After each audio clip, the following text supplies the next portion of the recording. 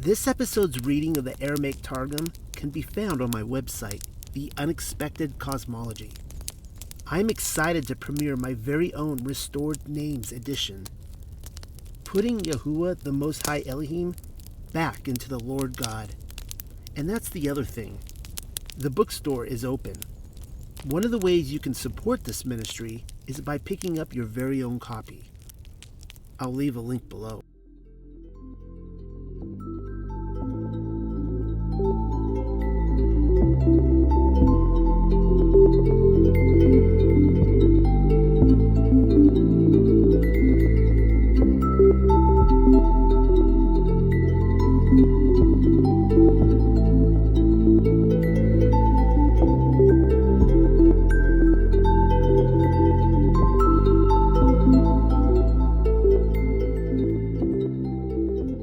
Shabbat Shalom for the second time tonight. We just got through Romans chapter 2, of course, according to the Torah.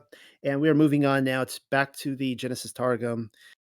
We are on chapter 7, I believe, and I'm not sure if we're going to make it through chapter 8 tonight. I was kind of pushing Michael to try to get through 7 and 8 because the two chapters, it seems like one story arch. It's very well connected in thought and so on and so forth. We'll see how far we go based on his notes and my own notes. And I'm excited for what Michael has to present tonight, what he came up with. Michael, hopefully you're doing well tonight. You want to tell us about your week or no? My week, very busy, but honored to be here. I'm pretty loaded on 7, so we'll see if we get to 8. But you're right; it flows together, and it'll be great to talk about.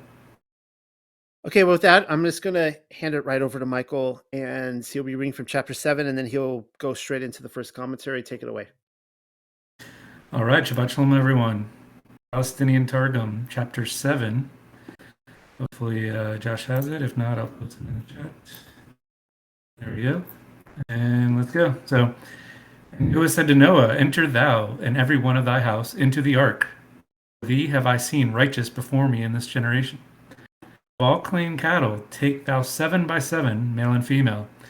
And of all cattle not clean, 2 and 2, male and female. But of the birds of the heaven, 7 by 7, male and female, to preserve from them seed upon the earth. For behold, I give you space of 7 days. For if they will be converted, it shall be forgiven them. But if they will not be converted, after a time of days, yet 7, I will cause rain to come down upon the earth 40 days and 40 nights, and will destroy all bodies of men and of beasts upon the earth. And Noah did to all that the Lord had commanded him. And Noah was the son of 600 years when the deluge of waters was upon the earth. And Noah entered, and his sons and his wife, and the wives of his sons with him, into the ark from before the waters of the deluge. Of all the cattle clean, and of cattle unclean, of birds and of whatever creepeth upon the earth. 2 and 2 they entered unto Noah into the ark, male and female, as Yahuwah had instructed Noah. And it was at that time of 7 days after the conclusion of the mourning for Methuselah that Yahuwah beheld, and lo, the sons of men had not turned, and the waters of the deluge came down hotly from the heavens upon the earth. In the 600th year of the life of Noah, in the 2nd month, which was the month of Marchesvan, for hither thou the months had been numbered from Tishri, which was the beginning of the year at the completion of the world. In the 17th day of the month, in that day were all the fountains of the great deep broken up. And the giants were gathered there together with their sons, and perturbed them. And afterwards the windows of heaven were open. And the rain came down upon the earth 40 days and 40 nights. In that same day entered Noah and Shem and Japheth, the sons of Noah and the wife of Noah, and the 3 wives of his sons with them into the ark. They and every animal after its kind, and all cattle after their kind, and every reptile that creepeth upon the earth after his kind, and every fowl after its kind, every bird which flieth. And they entered to Noah into the ark, 2 and 2 of all flesh, in which was the breath of life. And they coming entered, male and female, of all flesh unto them, and as Yahuwah had instructed them, and the word of the Lord covered over the door of the ark upon the face thereof. And there was a flood 40 days upon the earth, and the waters were multiplied, and bare up the ark, and it was lifted from the earth. And the waters waxed mighty, and increased greatly upon the earth, and the ark went floating upon the face of the waters. And the waters prevailed greatly upon the earth, and all the high hills which were under the heavens were covered. 15 cubits higher did the waters prevail, and the mountains were covered. And all the flesh expired which moveth upon the earth, of fowl and of cattle and of wild beasts, every moving thing that moveth upon the earth, and all the sons of men. Everything in whose nostrils was the breath of life, of all in the dry land died. And all the bodies of men and of beasts upon the face of the earth, from man to cattle to creeping thing, and to fowl which wingeth in the air of the heaven, perished from the earth. And Noah only was left, and they were with him with the ark, and the waters prevailed upon the earth 150 days. Okay, praise Yah. So, as Noel said, he was pushing me to do 8, so I was in deep study the whole day. Spent like 8 hours studying, trying to finish up. But I do have good notes on 8, and hopefully, or 7, and hopefully we can get to 8. There's just one thing I have to do first. Let's see. Because there was a few things as I was reading that I noticed that I didn't have, and I was like, it blew me away. So I wanted to make sure I cover that. All right, and let's get started. So the first one, we will start in verse 1. So, and the Lord said to Noah, enter thou and every one of thine house into the ark. For thee have I seen righteous before me in this generation. So I'm not going to do many pictures, but this is what I'm going to start with. So if you guys can see that, that's Noach. So Noach, let's see, what do I want to say? So Noach was spelled using only 2 letters, Chet and Nun. Chet means wall and protection, while Nun means seed life. So basically Noah is a wall or protection for the seed of life. Amazing. That's amazing. I got to learn Hebrew. Maybe Pam can comment on that as well. Let's see. Number 2. So it says, I'm just going to read the KJV this time. It says, of every clean beast thou shalt take to thee by 7s, the male and his female, and of beasts that are not clean by 2, the male and his female. And you know me with numbers, it hit me up with 7.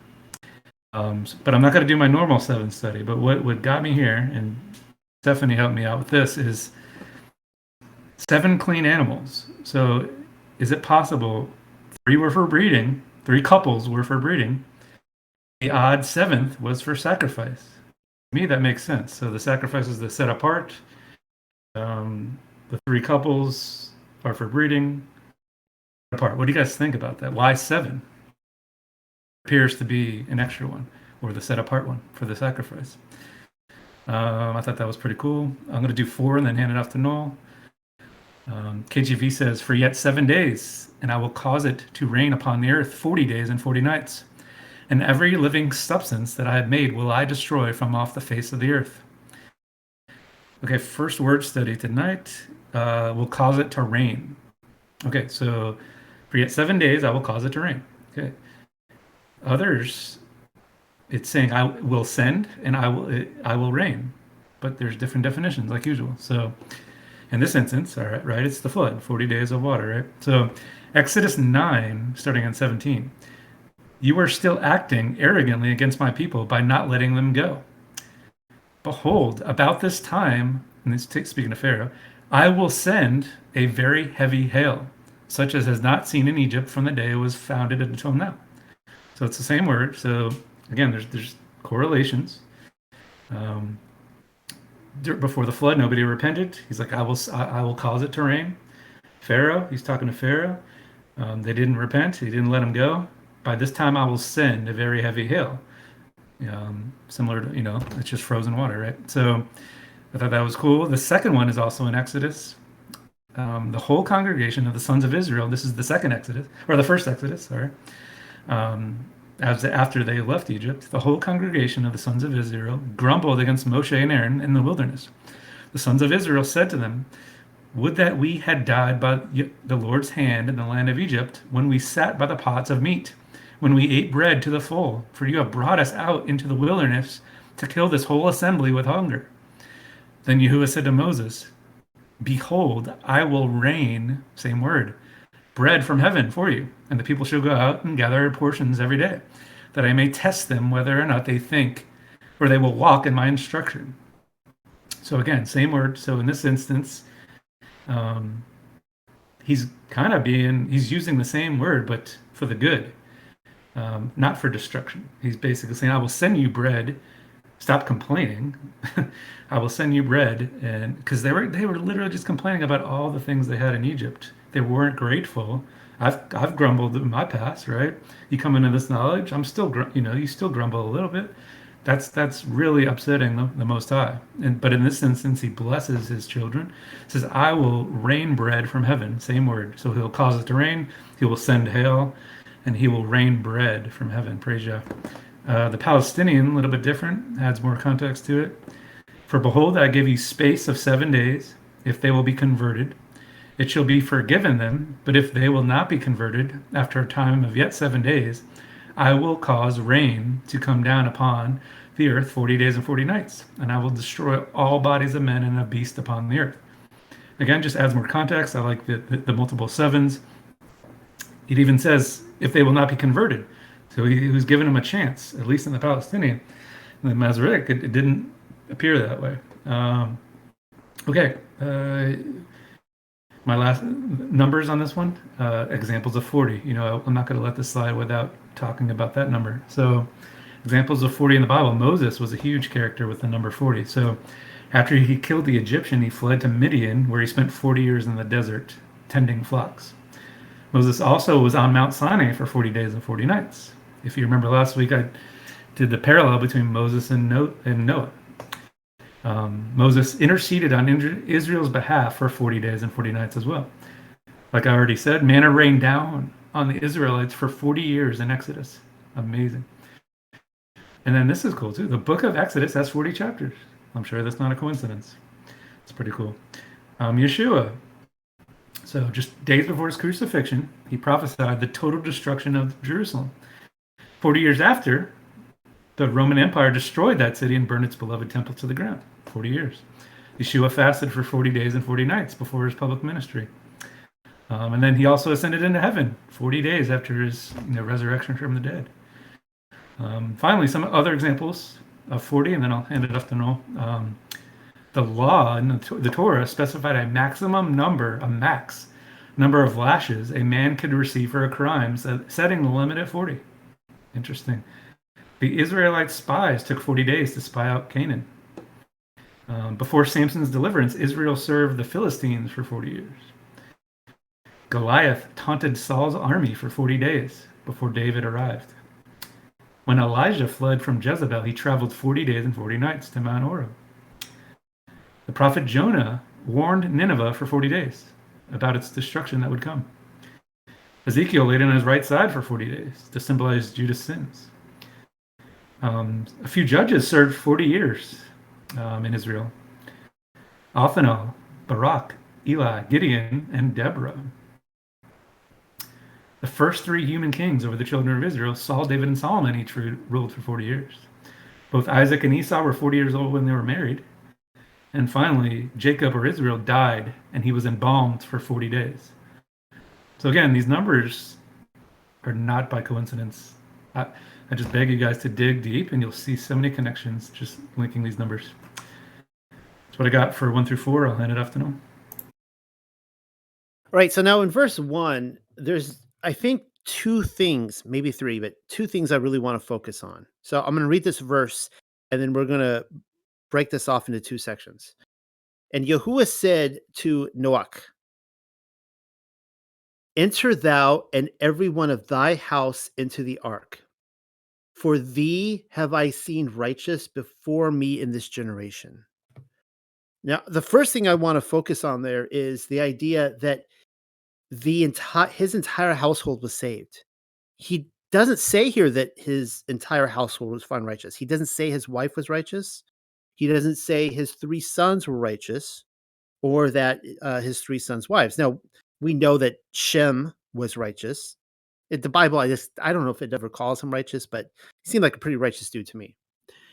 We know Ham wasn't, and yet his family was spared through this. Now, I find this to be a fascinating topic. The idea that you can have an potentially, if you want to call it an unbelieving spouse and child saved because of your own righteousness, right? Now, Genesis 19, obviously, you know that passage. That is Lot and his family. Lot's family is saved because of Lot's righteousness. His daughters were never declared righteous. His wife was never declared righteous. And if you read other texts, Jasher goes more into it as well, the writings of Abraham. He had a very large family. They actually chose not to leave with him. He had, actually, according to the writings of Abraham, he had other wives too, who some of them decided not to come. And so you could say that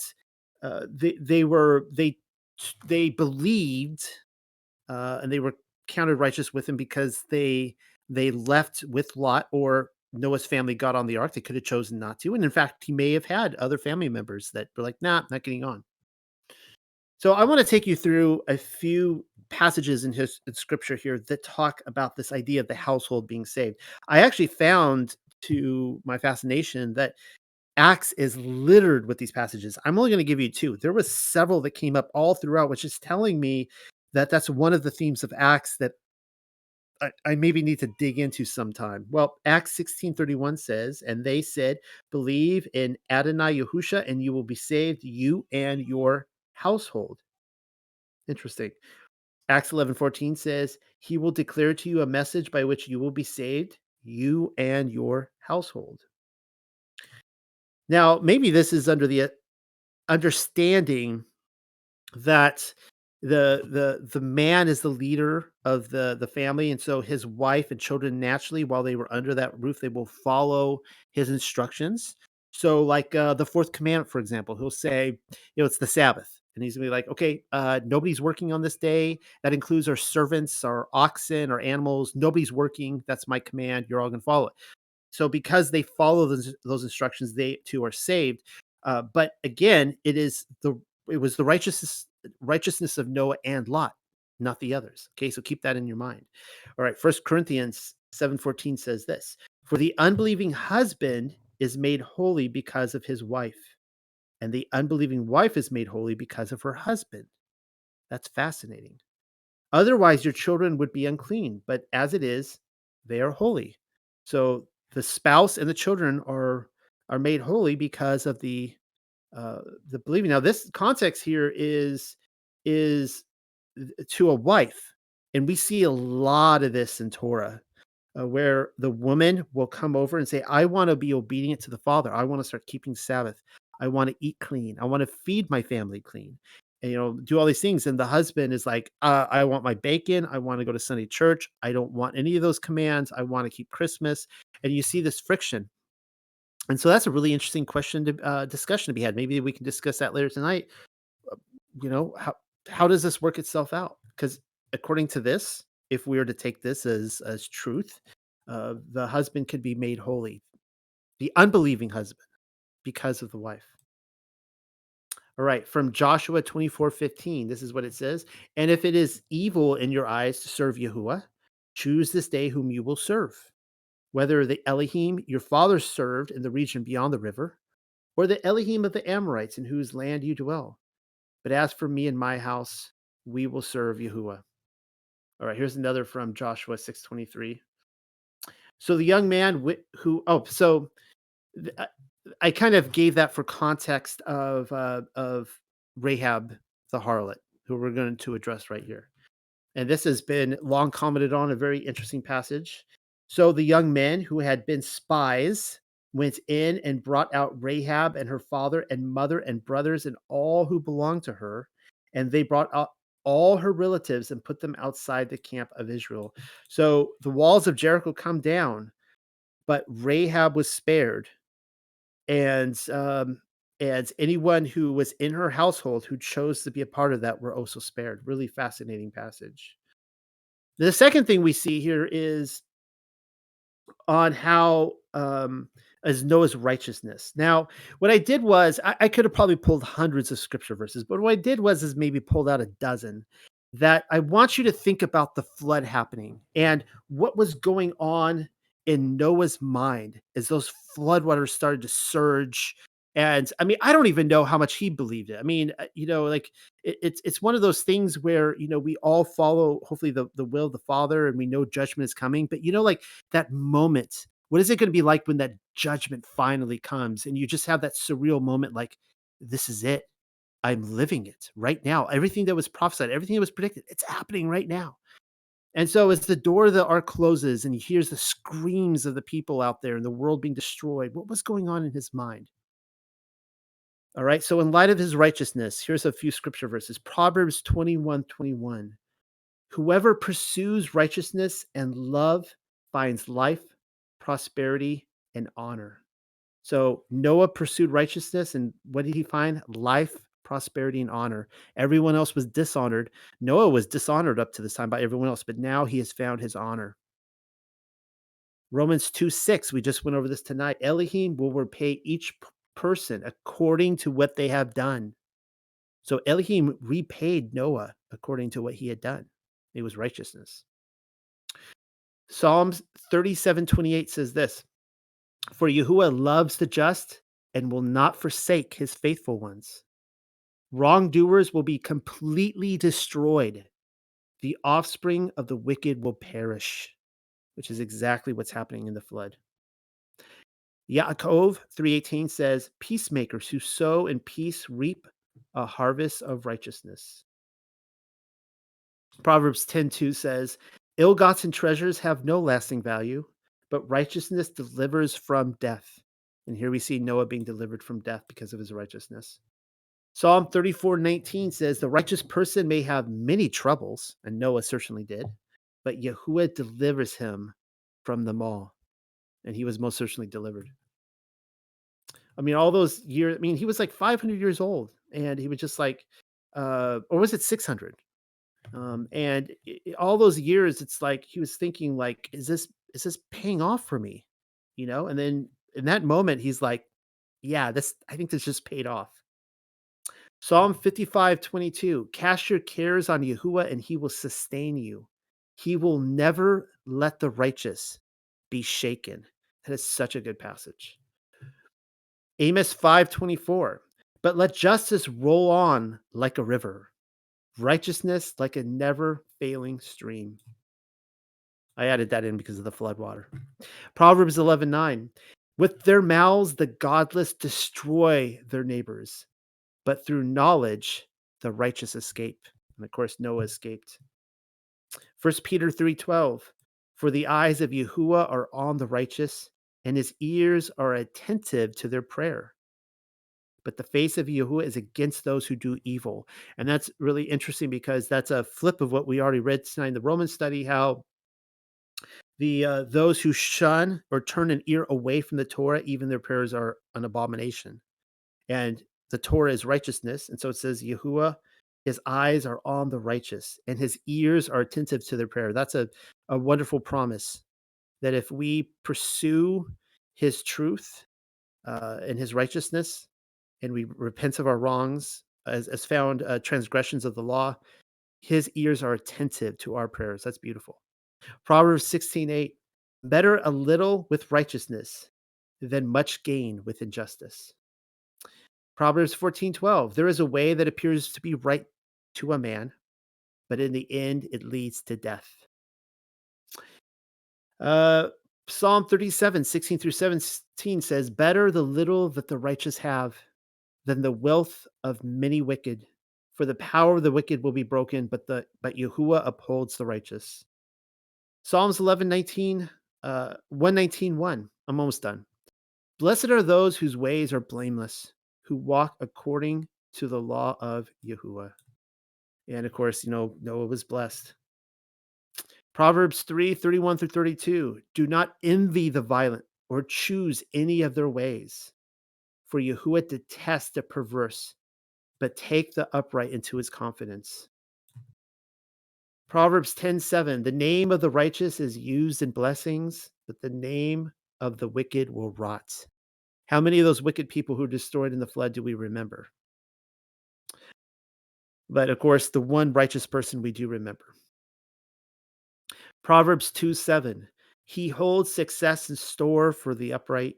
He is a shield to those whose walk is blameless. And the ark was like a shield, obviously, it protected him. All right.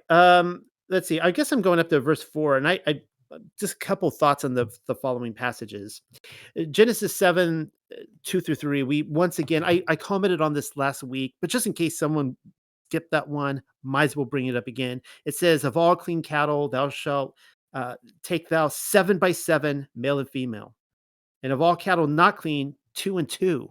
And isn't it always fascinating for all of us who were children and we had our own Noah's Ark set, or we would watch some Noah's Ark cartoon? The animals always went in 2 by 2. That's all we were ever taught in Sunday school, 2 by 2. It isn't that interesting to the subconscious mind of, they're claiming that all things are made clean, right? You can't stress that part that there were actually, before Torah at Mount Sinai, there were clean animals, and they went in by number 14, 7, let's see, what does it say? Take thou 7 by 7. Yeah, 14. There were 14 sheep, there were 14 cattle of all the different kinds. Fascinating. And that's like the one thing that people say was temporary in Torah, that it's been done away with. It's back on the menu again. It's like, wasn't on the menu in Noah's day. All right. Oh, this is let's see here. You know what? I'm going to save this because I don't want to steal any thunder from Michael, because he may cover this. So I'm going to hand it back to Michael. All right. Number 5. I don't know where the thunder would be. It'd be interesting if I do cover it. Number 5 says, "And Noah did according to all that Yahuwah had commanded him." Read last chapter on 6:22 that thus Noah did according to all that Elohim had commanded. So he did. So, Noah was very unique in his day, right? So he did everything that Elohim or Yahuwah commanded. So the Hebrew word command in those two passages is savah, Tzava, and has only appeared in one other context until this point. But besides those two passages talking about Noah, it's only appeared once. You got to go all the way back to Genesis 2. It's when Adam was commanded by Elohim to not eat of the fruit of the tree of knowledge of good and evil. So Genesis 2:16 says, "And Yahuwah commanded the man, you are free to eat from any tree of the garden." So that same word is savah. And so it appears Adam failed that test. Noah did that, completed that test. I thought that was pretty cool. Number 6. And Noah was 600 years old when the flood of the waters was upon the earth. So when I do love numbers, but if I'm struggling to find notes and I see something that just sticks out, 600 years, I'm going to research that, and you'll see further on, there'll be different names that have come up, like in the Palestinian, where it's just so blatant that I want to look more into it and share kind of context, and I hope you guys enjoy those. So some other instances of 600. So Noah was 600 years old. David gave to Ornan 600 shekels of gold to build the altar to Yahweh. The head of the spear of Goliath weighed 600 shekels of iron. A chariot was imported from Egypt for 600 shekels. King Solomon made 200 great shields of beaten gold, 600 shekels of gold going into one shield.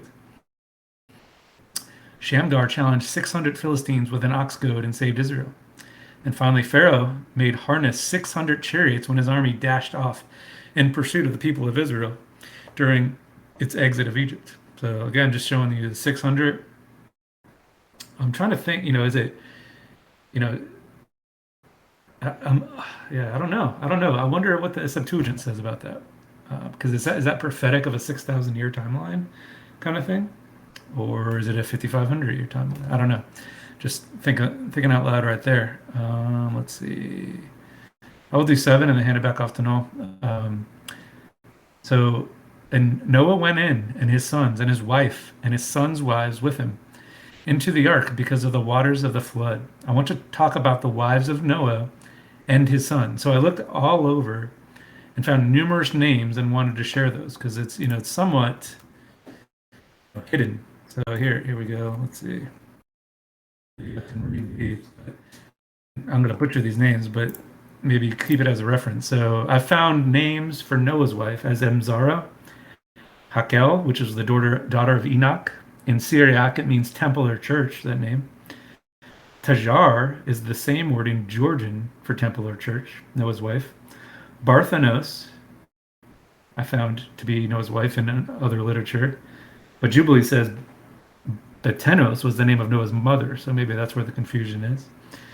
Nemzar and Naema, which is the popular name for Noah's wife. But there's two. So there's Naema, the daughter of Lamech and sister of Tubal-Cain, or Naema, the daughter of Enoch, maybe the righteous Enoch. I don't know.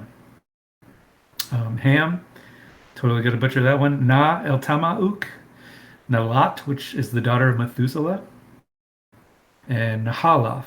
So was Ham married to one of these ladies? Maybe the daughter of Methuselah. That would make the most sense, maybe. Shem, look at that word.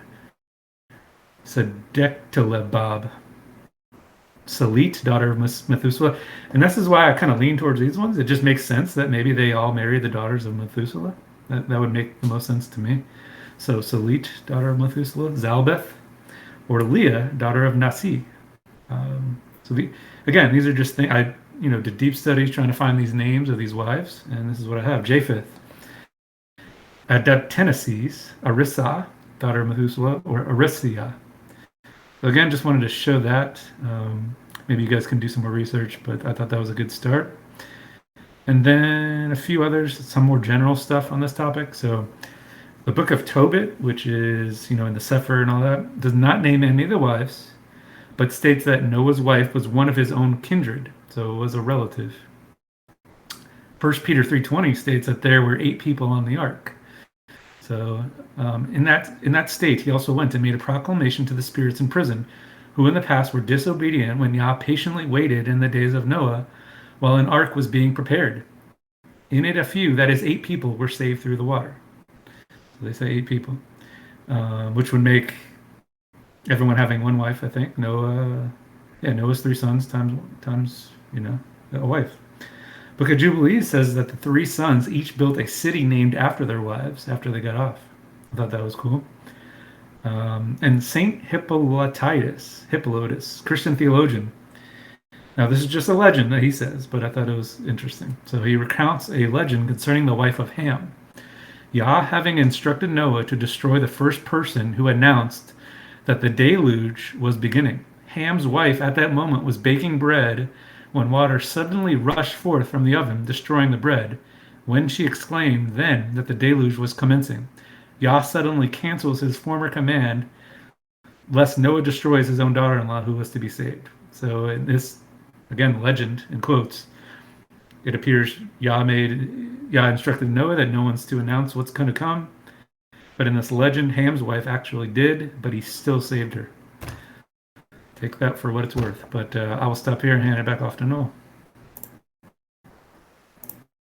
All right. So what I'm going to be doing is I'm going to be comparing notes between verse 4 and verse 10. And I really want to focus. There's a few things I want to focus on, but really the number 7.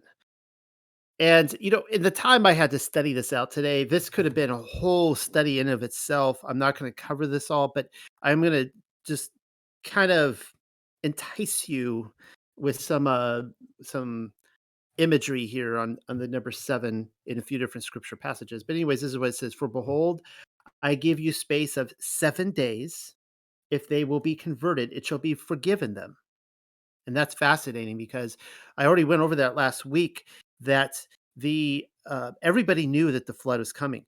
I have a book right in front of me called the Lost Book of King Og, and King Og says the same thing. He says the prophets of Baal were all saying that the floodwaters were coming. They all knew. The giants knew. Everybody knew. And they refused to repent. And he gave them 7 days. So we'll be looking at that. But if they will not be converted after a time of days yet 7, I will cause rains to come down upon the earth 40 days and 40 nights, and will destroy all bodies of man and of beasts upon the earth. So what happens at the beginning of that 7 days? Well, Methuselah dies. And Michael covered either last week or 2 weeks ago what Methuselah actually means. And let's see if I could find that. Okay, the name Methuselah means his death shall send. So it is my my belief that was well known amongst the prophets of Baal and probably Moloch and all these different people. They all knew that when Methuselah dies, that is the sign that the flood is to come. All right. So let's read what it says here in verse 10. And it was at the time of 7 days after the conclusion of the mourning of Methuselah, that Yahuwah beheld, and lo, the sons of men had not turned, and the waters of deluge came down hotly from the heavens upon the earth. Now, before I talk about the mourning and why that is so important, and the 7 days of mourning, I want to just look at this word hotly. I have to because I spent a lot. I have to budget my time and I have to figure out how long is this going to take me to do a study on this word or whatever. I'm sure Michael does the same thing. And I decided I'm going to pursue this idea hotly. And it took me a long time because it was like a splinter in my mind. I knew that there was this passage that talked about the hot water. I'm like, where is it? But I finally found it. Praise Yah. And it comes from the Legend of the Jews. So this is the first thing that the writer of Legends of the Jews says, and this goes back to the Leviathan, which I also find fascinating. So enormous is Leviathan that to quench his thirst, he needs all the water that flows from the Jordan into the sea. His food consists of the fish which go between the jaws of their own accord. When he is hungry, a hot breath blows from his nostrils, and it makes the waters of the great sea seething hot. Now, the reason I bring this up is that it can make the waters seething hot is because if you guys have followed my line of logic, I believe there's something esoteric to the exoteric of Leviathan, that he is the embodiment of death and that Sheol itself is like within his body. And I went through that before, I think in the week 1 of this Targum series, if you want to refer to that, which I also plan to make into a separate study all on its own. I think that's important to this idea of seething hot. All right, death is coming upon them. Uh, the people before the flood, as I pointed out in the past, were trying to pass their children through the waters of Leviathan. The idea is that they could immortalize them, so that Leviathan would turn his face away from this person or these people when they died, and he would let them live. And so there's a connection between the seething hot waters and Leviathan here, that he's just scorching everybody. Well, let's see what else Legend of the Jews says. The crowd of sinners tried to take the entrance to the ark by storm, but the wild beasts keeping watch around the ark set upon them, and many were slain. We went over this, I think, last week when we went through Jasher. Gives the same account, that there were these animals that were guarding the ark. People tried to break into the ark. The animals attacked them to protect Noah and his family, but also the other animals. They were, put there by Yah for that purpose. Only to meet death in the waters of the flood. The water alone could not have made an end of them, for they were giants in stature and strength, huge dudes. The idea is that these giants were so large that some of them may have be able to stand on the highest mountain and escape the floodwaters. Some big dudes. And it's interesting because when you look at the mud fossils, for those of you who have researched that, I did not come prepared with pictures, but there are pictures or huge mountains that look like giants. I have personally interviewed the individual who did a lot of work on the Mammoth Mountain in Spain. It's actually in his backyard, and this thing was so huge. I mean, this mammoth was so big it would have taken out a city block each time it walked. I mean, that's how huge this thing was. And he has shown that it was actually hunted, and it's actually laying dead like you would see a poached elephant with its ears and its trunk forward, and you can see the blood. It's a fascinating mountain. So I actually believe that there were huge giants, titans that were not just humans but animals as well on the earth. So this was a problem because Yahuwah, you would think, because Yahuwah is only going to flood the earth so much above the mountains, and some of these giants theoretically could survive it. So what does he do? When Noah threatened them with the scourge of Elohim, they would make reply, "If the waters of the flood come from above, they will never reach us up to our necks. And if they come from below, the soles of our feet are large enough to dam up the springs." Which we will also see, by the way, that they were actually, these giants, according to the Targum, were attempting to dam up the waters of the deep. And Michael might cover that, or myself. But here's the what I want you to pay attention to. But Elohim bade each drop of water drop through Gehenna before it fell to earth, and the hot rain scalded the skin of sinners. The punishment that overtook them was befitting their crime. So that's kind of interesting, and that it's kind of hard to understand a cosmology. Sometimes I have a hard time understanding it. I went through it with my series on the seven firmaments and how Gehenna is in the third heaven and how that works out. That there's a uh, with the spiritual realm and the physical realm that Gehenna is also Sheol is also below us. And so there's as above so below thing happening, and I can't explain all that, but the idea is that the water passed through Gehenna, scalding hot, and it just took out the bad guys. All right. So the next thing I wanted to cover is this idea the repentance, the 7 days. Well, here's an interesting quote I found from Yahusha in Luke 17. He says, "If your brother or sister sins against you, rebuke them, and if they repent, forgive them. Even if they sin against you 7 times in a day, and 7 times comes back to you saying, 'I repent,' you must forgive them." So that's interesting. So this idea of seven again. Well, and then we see but even more importantly to the 7 days. So here he is, he's giving him 7 days to repent. And I think part of the repentance would have been mourning the death of Methuselah.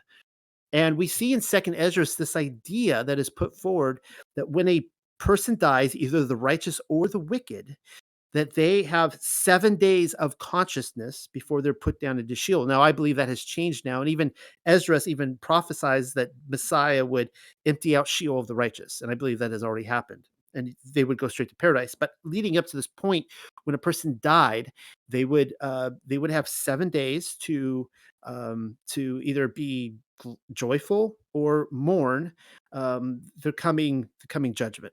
And it's kind of interesting too because a lot can be said about that when we look at even in the occult we'll talk about this, and many people, and I am not giving anyone instructions to have relations with the undead spirits, okay? But you guys have all heard this, and family experiences when someone like the patriarch or somebody dies, they'll talk about how they feel the presence afterwards.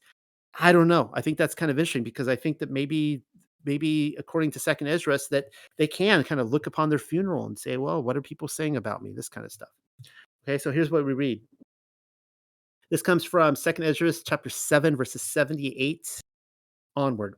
Now, concerning death, the teaching is when the decisive decree has gone forth from the Most High that a man shall die, as the spirit leaves the body to return again to him who gave it, first of all, it adores the glory of the Most High. And if it is one of those who have sown scorn and have not kept the way of the Most High, there's the way again, the way of righteousness, and who have despised his what? His law, his Torah, and who have hated those who fear Elohim, such spirits shall not enter into habitations, but shall immediately wander about in torments, ever grieving and sad in 7 ways. So over 7 days, which they talk about later, but in seven ways. The first way, because they have scorned the Torah of the Most High.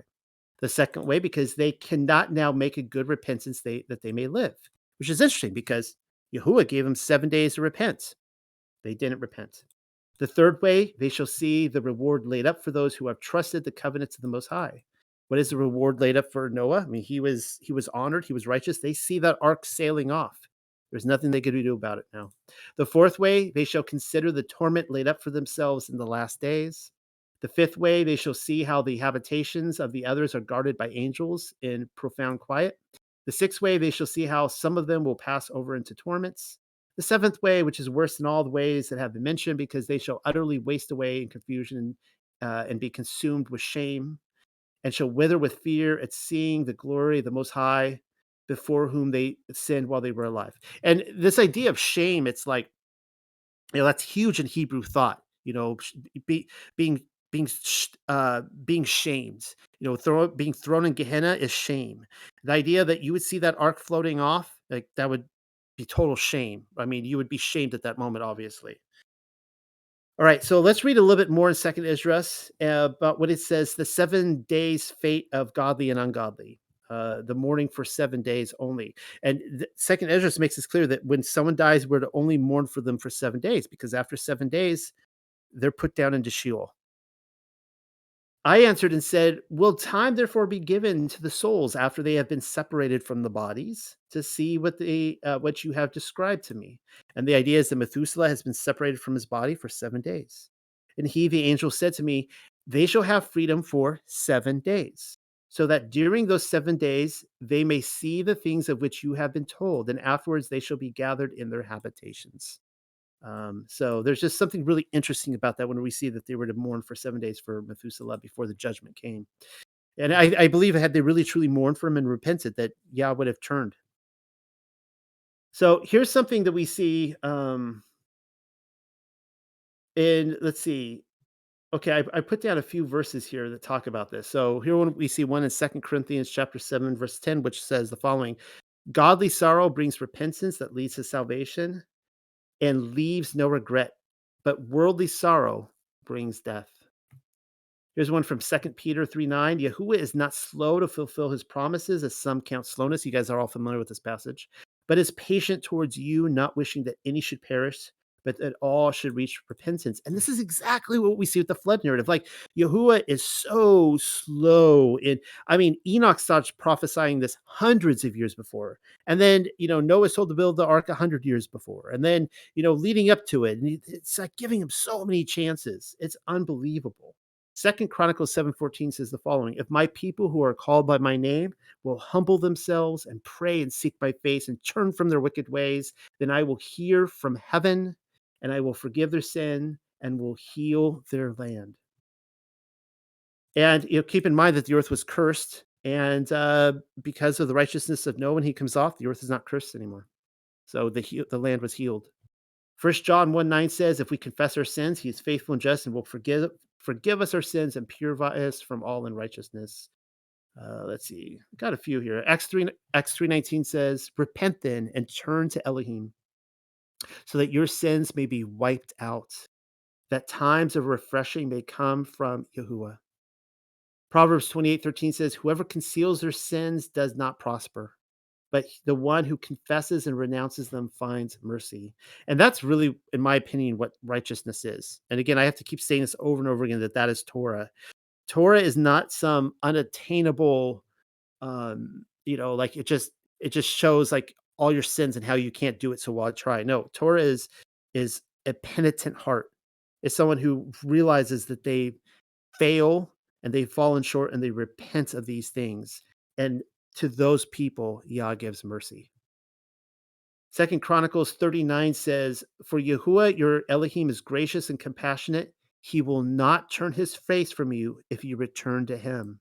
We went over this in Romans chapter 2 today, how Elohim says in Deuteronomy and also Romans that he's not going to turn his face from people who don't repent. He says that he will, but here he will, in a positive way, he will also not turn his face away from you for those who do repent. All right. And I think that's it. I'm going to turn it back to Michael. It's all yours. All right. First thunder was stolen, but you did a great job. And that was the 7 days of mourning. I'm going to talk about that. But you actually hit up the second Ezra's verses, which I didn't get. So that's another way we're complementing each other. But I'm going to start on number 8, though, before I get to that. So KJV says, of clean beasts, of beasts that are not clean, and of fowls, and of everything that creepeth upon the earth. Another word study I want to do. What do I want to do here? So the word clean, so of clean beasts.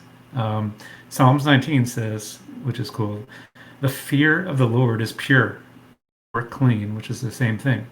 So, enduring forever, the ordinances of the Lord are reliable and altogether righteous. They are more desirable than gold, than an abundance of pure gold, and sweeter than the honey, which comes from the honeycomb. So again, of clean beasts, the fear of the Lord is clean or pure. Same word.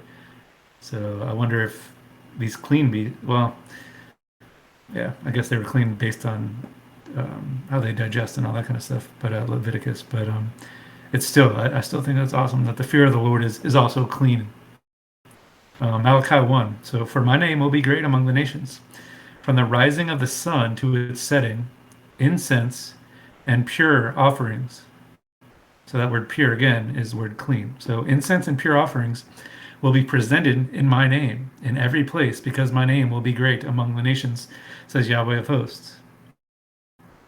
Um, Again, it's just showing you the difference between unclean and clean, incense and pure offerings, accepted offerings. Um, Fear of the Lord is pure, fear of the Lord is clean. So I thought that was kind of cool. Okay, so here's the thunder. Number 10, it says, and it came to pass after 7 days that the waters of the flood were upon the earth. And Palestinian. And it was at the time of 7 days after the conclusion of the mourning for Methuselah that the Lord beheld, and lo, the sons of man had not turned, and the waters of the deluge come down hotly from the heavens upon the earth. Again, focus on the conclusion of the mourning for Methuselah. Noel did a great job. I just want to talk about a few more of those instances. So it's stated in the Targum, but not the Masoretic.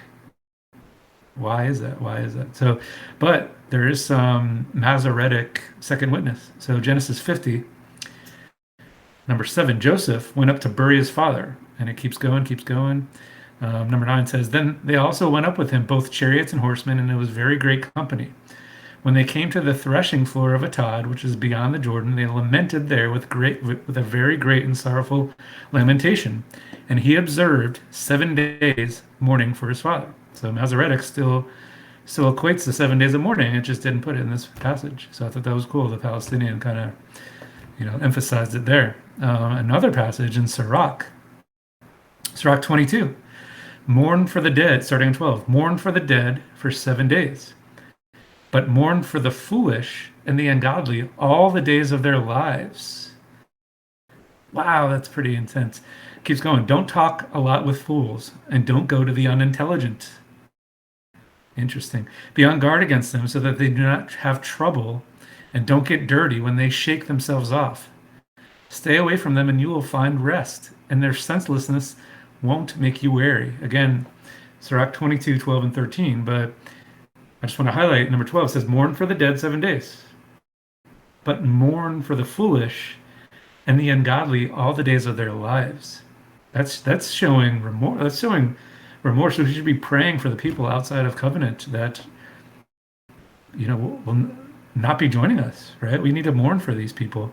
That really shook me right there. What do you guys think about that? Sirach 22, 12, and 13. I'll do 11, and then I'll hand off to Noel. 11's pretty long. Yep. Well, yeah. So KJV says, in the 600th year of Noah's life, in the 2nd month, the 17th day of the month, the same day were all of the fountains of the great deep broken up, and the windows of heaven were open. So, sticking with the number 7 real quick, this was the 7th century of Noah's life. Began in the ark. That's got to be a foreshadow somehow, right? 600 years, the beginning of his 7th century. He's in this protection. That's amazing. Definitely symbolic. But I want to focus on the great deep broken up. So that word broken up. Isaiah 35:5 says, then the eyes of the blind will be opened, and the ears of the deaf will be unstopped. Then the lame will leap like a deer, and the tongue of the mute will shout for joy. This sounds awesome. For waters will break forth in the wilderness. That word break forth is the same word as broken up. And it's both equating waters. So the fountains of the great deep to destroy. But in this instance, it sounds it's a good thing. It's talking about the mute will shout for joy, the lame will leap like a deer, the deaf will be unstopped, waters will break forth in the wilderness. Streams in the Arabah, the scorched land will become a pool, and the thirsty ground springs of water. In the hunt of jackals, its resting place, grass becomes reeds and rushes. A highway will be there, a roadway, and it will be called the highway of holiness. The unclean, we just talked about cleanliness, will not travel on it, but it will be for him who walks that way, and fools will not wander on it. And finally, no lion will be there, nor will any vicious beast go up on it. These will not be found there, but redeemed will walk there. So I know, I didn't grow up in church, but when I first started getting into the Bible, I heard about heaven, but I didn't really hear it described anywhere. You heard more about hell than you did heaven, but you start getting into these prophets and these extra biblicals that kind of describes what heaven is, right? look at all these amazing things I just read. Waters will break forth both. And if you know our wisdom study, I believe water is the power of Yah. So it could be used for good or evil. But the thing I want to focus on is that verse 11. This is describing heaven in some instance, right? It says no lion will be there. And it made me think of Isaiah 11, and it's just a coincidence. I just posted Isaiah 11 in the chat to respond to a comment. But Isaiah 11 says righteousness will be a belt around his loins, faithfulness will be a belt around his waist. The wolf or the lion will live with the lamb, and the leopard will lie down with the goat. The calf, the young lion, and the fatling will be together, and a child will lead them. So, same author, Isaiah. In one instance, he's saying a lion will be there, or no lion will be there, describing quote unquote heaven. And then you have Isaiah 11, the lion will be there. And Isaiah 11 to me is talking about the millennial reign. That's where Yeshua is the root from the stem, the root of Jesse. He will judge righteously. There is a lion there. But in Isaiah 35, there's no lion. And it's also describing a heavenly place. There's that correlation. We're always trying to figure out the difference between millennial reign and quote unquote after that. I think this is a decent kind of cross reference there. It appears to be two separate things, two separate events. And if we are post-mill, we're looking forward to that Isaiah 35. Okay, so next part I wanted to focus on the 17th day of the second month. Would you believe it or not, Jubilees 3 describes that day. So here, this is when the waters broke forth from the firmament. In Jubilees 3, it says, after the completion of the 7 years that Adam and Eve were in the garden, which he had completed there, 7 years exactly, year 8. And then in the second month, on the 17th day of the month, the serpent came and approached the woman. And the serpent said to the woman, hath God commanded you, saying, you shall not eat of every tree of the garden? Same day. Remember, I say it pretty much every time, but Yah is, he says things multiple ways the same. He says the same thing multiple ways. Same, it appears here too. So this is when sin entered, and this is when he destroyed the earth with the flood. We go back to as in the days of Noah. Is this when the wrath happened, if we're post-mill, or is this when the fire will come down in Revelation 20? 17th day of the second month. Okay, Jubilees 5:24 says, and the Lord opened 7 floodgates of heaven, and the mouths of the fountains of the great deep. 7 mounts in the number. Not shocking at all. It's 7. Again, just to elaborate, what do you guys think about that? 17th day, second month. That's interesting because that's right after second Passover. I think it's 3 days after, right? It would be 3 days after second Passover. That's when the flood came. That's when Adam and Eve were tempted. Is that a future thing? Should we be looking out for 3 days after second Passover? I don't know. I think there's definitely some eschatology that could be had there. Let's see. Okay, so I want to add this. So I did say,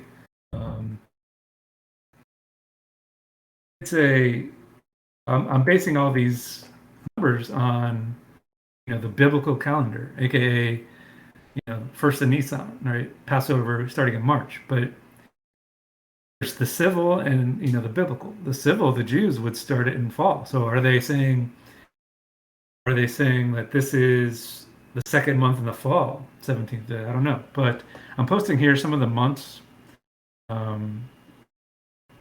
Yahuwah's calendar, and so ER. So Nisan is the first month. That's when Passover is. ER is the second month. That's what second Passover is. But so the 17th day of ER, I was looking for things that would have happened. So in 66 CE, Jews attacked and defeated the Roman garrison in Jerusalem following the theft of silver from the Holy Temple, allegedly, right? History. Take it with a grain of salt, but that's what happened on this day. Now, this was interesting. This was the alleged death of Hitler. He was on the 17th day of ER in 1945. Again, whether he went to Argentina or whatever, this is the official date. Thought that was interesting. Um, no more on the 17th day, but I found this, or I think, yeah, Stephanie did. It kind of goes with this. The Testament of Naphtali, which I have not done a big study on the Testament of the Patriarchs, but Testament of Naphtali 3, but ye shall not be so, my children, recognizing in the firmament, in the earth and in the sea, and in all created things, the Lord who made all things, that you become not as Sodom, which changed the order of nature. In like manner, the watchers also changed the order of their nature, whom the Lord cursed at the flood, on whose account he made the earth without inhabitant and fruitless. I don't know. I just thought we are talking about the flood, talking about angels falling last week. I thought this was pretty cool that they changed their order of nature. Okay, so the Palestinian, we're still on number 11, goes a little bit deeper. So in the 600th year of the life of Noah, in the second month, which was the month of Marchisavan, which is one of the reasons why I posted that image. For hitherto the months had been numbered from Tishri, which was the beginning of the year at the completion of the world, in the 17th day of the month. In that day were all the fountains of the great deep broken up, and the giants were gathered there together with their sons and daughters, and perturbed them, and afterwards the windows of heaven opened up. Now I get it. Now I get why I put that Testament of Naphtali.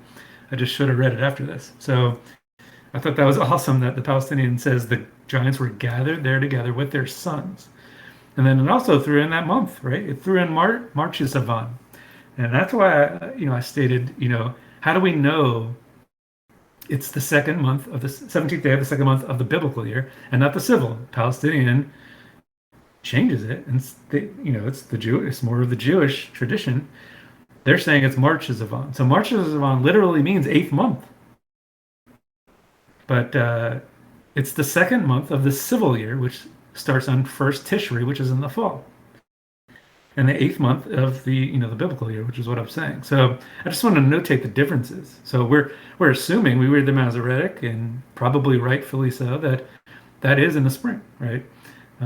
But the Palestinian Targum changes it, flips it around, uses the civil calendar, and says it's in the fall. What do you guys think about that? So the same thing I did with the 17th of Iyar, I did with the 17th of March of Chizavan. The only thing I found there was the first temple was completed by King Solomon on that day. So I thought that was cool. And then finally, some additional things with the number 17.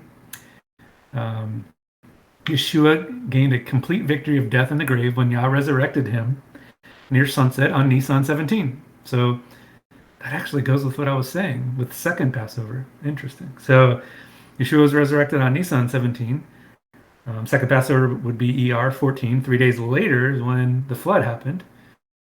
I'm going to have to do a study on that, but that makes sense to me with the 17. So Jacob spent his last 17 years in Egypt. Joseph was sold into slavery at the age of 17. Daniel's 7 beasts have 7 heads and 10 horns, which equals 17. Day of Atonement, which occurs in the 7th Hebrew month on the 10th day. There's another 17. I think we're losing you, Michael. Really? Oh,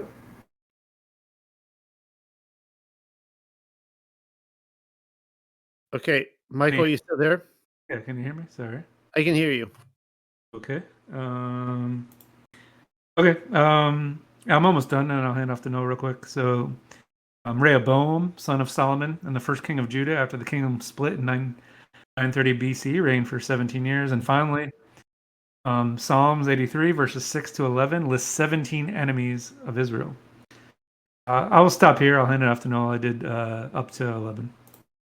Okay, well, apologies. It sounds like everyone else in the group could hear you just fine. It was getting really choppy for me. I just wanted to make sure you were still okay. All right, so I have a couple more observations on this chapter. I'm going to split it up into 2 parts. And one of the things I wanted to cover is what Michael was already talking about here on the giants that were gathered together with their sons to perturb the fountains of the deep that were broken up, which is a fascinating picture. Now, I'm going to throw in a quick quote here from Josephus.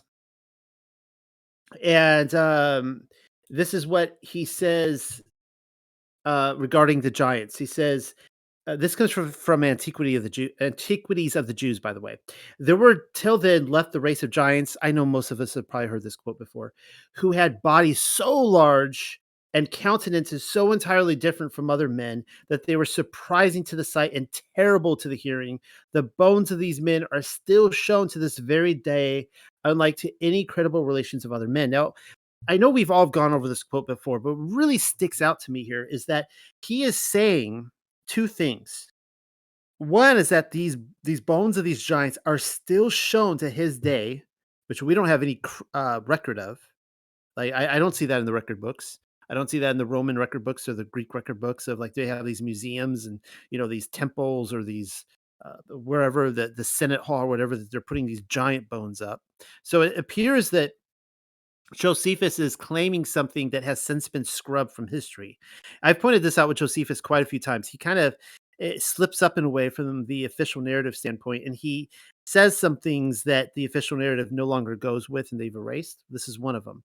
The other thing, though, that he says is that they're unlike to any credible relations of other men.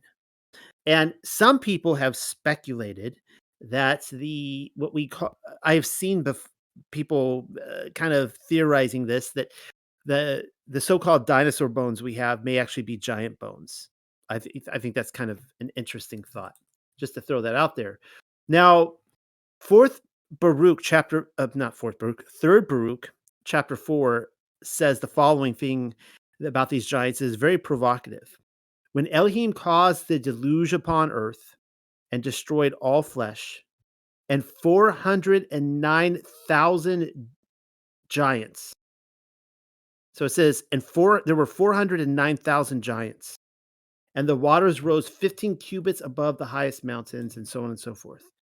So I don't know where it's getting that number from, but that I find that interesting. 400,000, that's a lot of giants.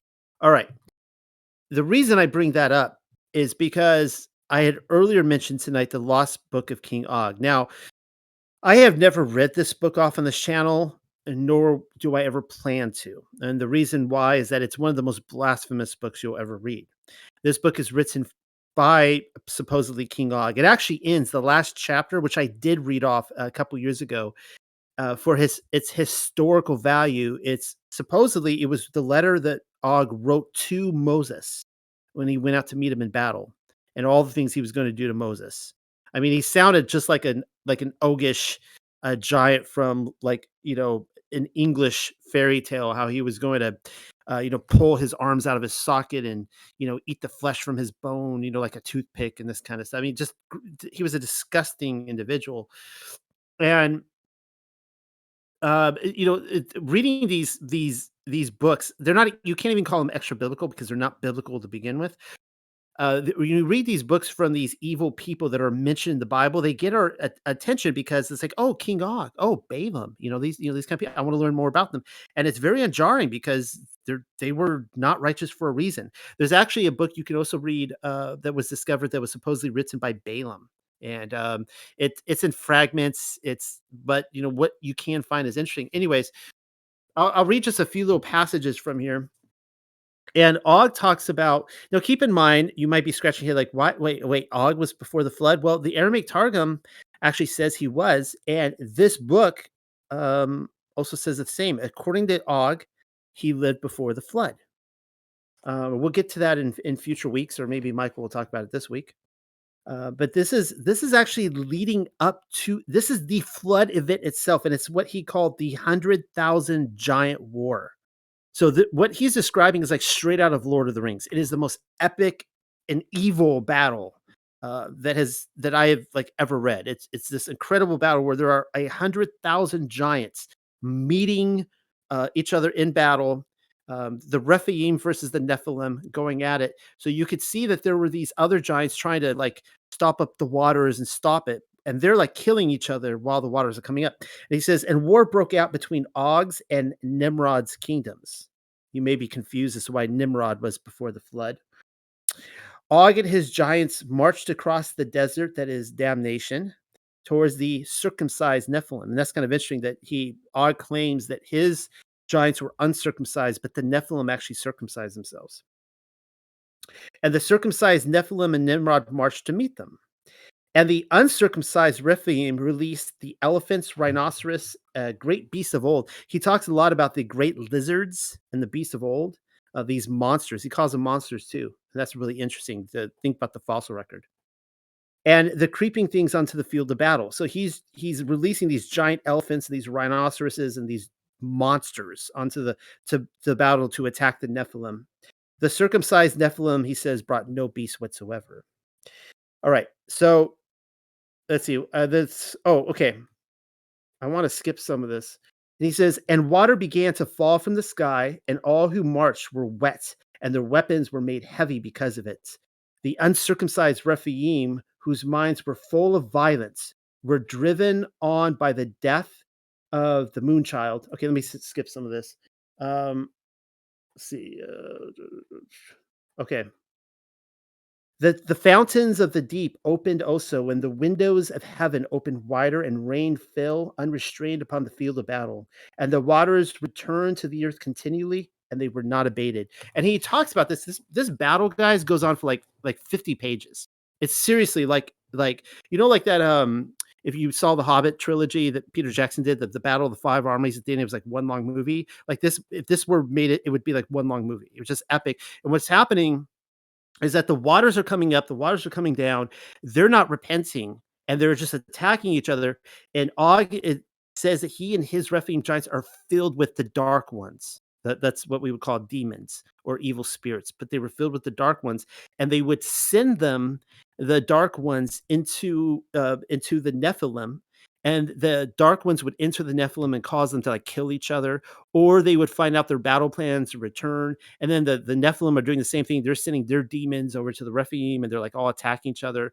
Anyways, I thought that was really interesting to talk about how morally depraved humanity, the world had become. And I had read earlier in the Legend of the Jews where it says that when the scalding water came down, that the people were still so unrepentant that they were taking their children and they were tossing them. And that just it's a very grim picture of what was going on. And I think Michael did such a great job on covering all the 40 dates. I have that here. You guys have heard me say this before, but I find it really fascinating that some of the connections in the 40. I really believe that there's something about 40 that deals with judgment, but also passing a test of righteousness. I'll give you some examples. You guys know about the 12 spies that went into Canaan, and they spent 40 days there. They came back, gave an evil reports about the giants, ironically. And because the people listened to that evil report, they had to wander the wilderness for 40 years as judgment. Well, it's kind of interesting then that when Goliath shows up, he's there for 40 days and nobody steps up to this guy. It was, I think, on the 40th day that David steps up. And because of that, he gets 40 years. So that's interesting. Then we see Yahusha. He's fasting in the wilderness 40 days as well. He passed the test. There was something about that temptation, like, he passed the test. He did what nobody else did. So that's really interesting. And then, of course, you have the 40 years of the New Testament generation. You guys know my thoughts on that, with leading up to 70 AD, from the death, resurrection, and ascension of Yahusha to the destruction of Jerusalem, was a 40-year judgment in which people were given the chance to repent. Some did, others didn't, and Yasharel, or Jerusalem, was destroyed as a result. I have a few more notes. I'm going to hand it back to Michael, and then I'll close shop when we get back to me. All right. Even though I did go over the 40, I mean, you always add more context, and it's always good to be repetitive, and it might sink in with other people as well. So that's great that you did that. So I guess, let's see, I'll do you, and then I'll hand it back off to Noah as well. 13, it says, in the self same day entered Noah, Shem, and Ham, and Japheth, the sons of Noah, and Noah's wife, and the 3 wives of his sons with him into the ark. So I want to talk a little bit more about the sons of Noah. We'll talk about more of them in chapter 9 and 10, but real high level overview. So Shem, let's see, Genesis 11 records him being 100 years old at the birth of his son. So 2 years after the flood, and then he lived for another 500 years after this, making his death 600 years, which was interesting because that was the age his father Noah entered the ark. So that's pretty cool. First century historian Flavius Josephus told a legendary non-scriptural account that Shem's 5 sons were the progenitors of the nations of Elam, Assyria, Chaldea, Lydia, and Levantine, respectively. So make that for what it's worth. Shem is believed to have been Melchizedek. I know Joshua talks about that, king of Salem, who Abraham is recorded to have met after the Battle of the Four Kings. And Messiah also came from the line of Shem, so that would make sense that Messiah is that Melchizedek as well. So Ham. Josephus says Ham's descendants populated in Africa and adjoined parts of Asia. So the Bible refers to Egypt as the land of Ham in Psalms and First Chronicles. Let's see. So a number of suggestions have been made that relate to the name Ham to a Hebrew word for burnt, black, or hot, and to the Egyptian word HM for servant or for majesty, or the Egyptian word KMT for Egypt. I don't know what that is, but so the Book of Jubilees, in the Book of Jubilees, it also does a chronological scheme of these guys. And so Ham was born 2 years after Shem, 3 before Japheth, and 99 years before the flood. So after his youngest son Canaan was accursed, he left Mount Arad and built a city for his wife. Later, he received a third division of the earth along with his 2 brothers. Okay, so and then finally for Ham, a tomb in Garibwal, Pakistan, has been claimed by local residents to be the site of Ham's burial. Yeah, and take that for what it's worth. Japheth was the third one. So European traditions think they're the progenitor of the European peoples, that Japheth is that. While Islamic traditions think Japheth is the Chinese people. So the meaning of the name of Japheth is disputable. There's 2 possible sources of the name. So from Aramaic root, it means to extend. So in this case, the name would mean he extends. That would be Japheth. The Hebrew word meaning beauty, in which case the name would be beautiful. So which one is it? Either he extends or beautiful. In the Jewish tradition, Abraham's wife Keturah was a descendant of Japheth. And this blew me away. So William Shakespeare, obviously Spook, right? No, his play Henry IV in Part 2 contains a comment about the people who claim to be related to royal families. Very interesting. So in this play, Prince Hal notes of such people, they will be, quoting, they will be kin to us, or they will fetch it from the Japheth. So are the Japheth the royal family lineage? Europeans, I don't know. And among Muslim historians, Japheth is usually regarded as the ancestor of Gog and Magog tribes. At that time, Turks, Khazars, and Slavs. I'll do 2 more and then hand off to Noel, and you can finish his part because they're quick. 16, and they went in male and female of all flesh, and Yah had commanded them, and the Lord shut them in. So Palestinian is a lot different. So I just want to highlight the difference. So, and they coming entered male and female of all flesh unto him, as Yahuwah had constructed him, and the word of the Lord covered over the door of the ark upon the face thereof. So, Palestinian Targums add the word of the Lord so much. It adds Messiah in these translations so much. And it also differentiates. So they came in male and female. The Father instructed them, and the word of the Lord covered over the door. And that's why he's also the door. Like, it blows my mind. It blows my mind that these prophecies that Yeshua even fulfilled in the Palestinian Targum. So the word of the Lord covered over the door of the ark to protect what was inside, right? It will do the same. He's the protection of the future ark, or the New Jerusalem, right? Pretty cool. And then I'll do 20.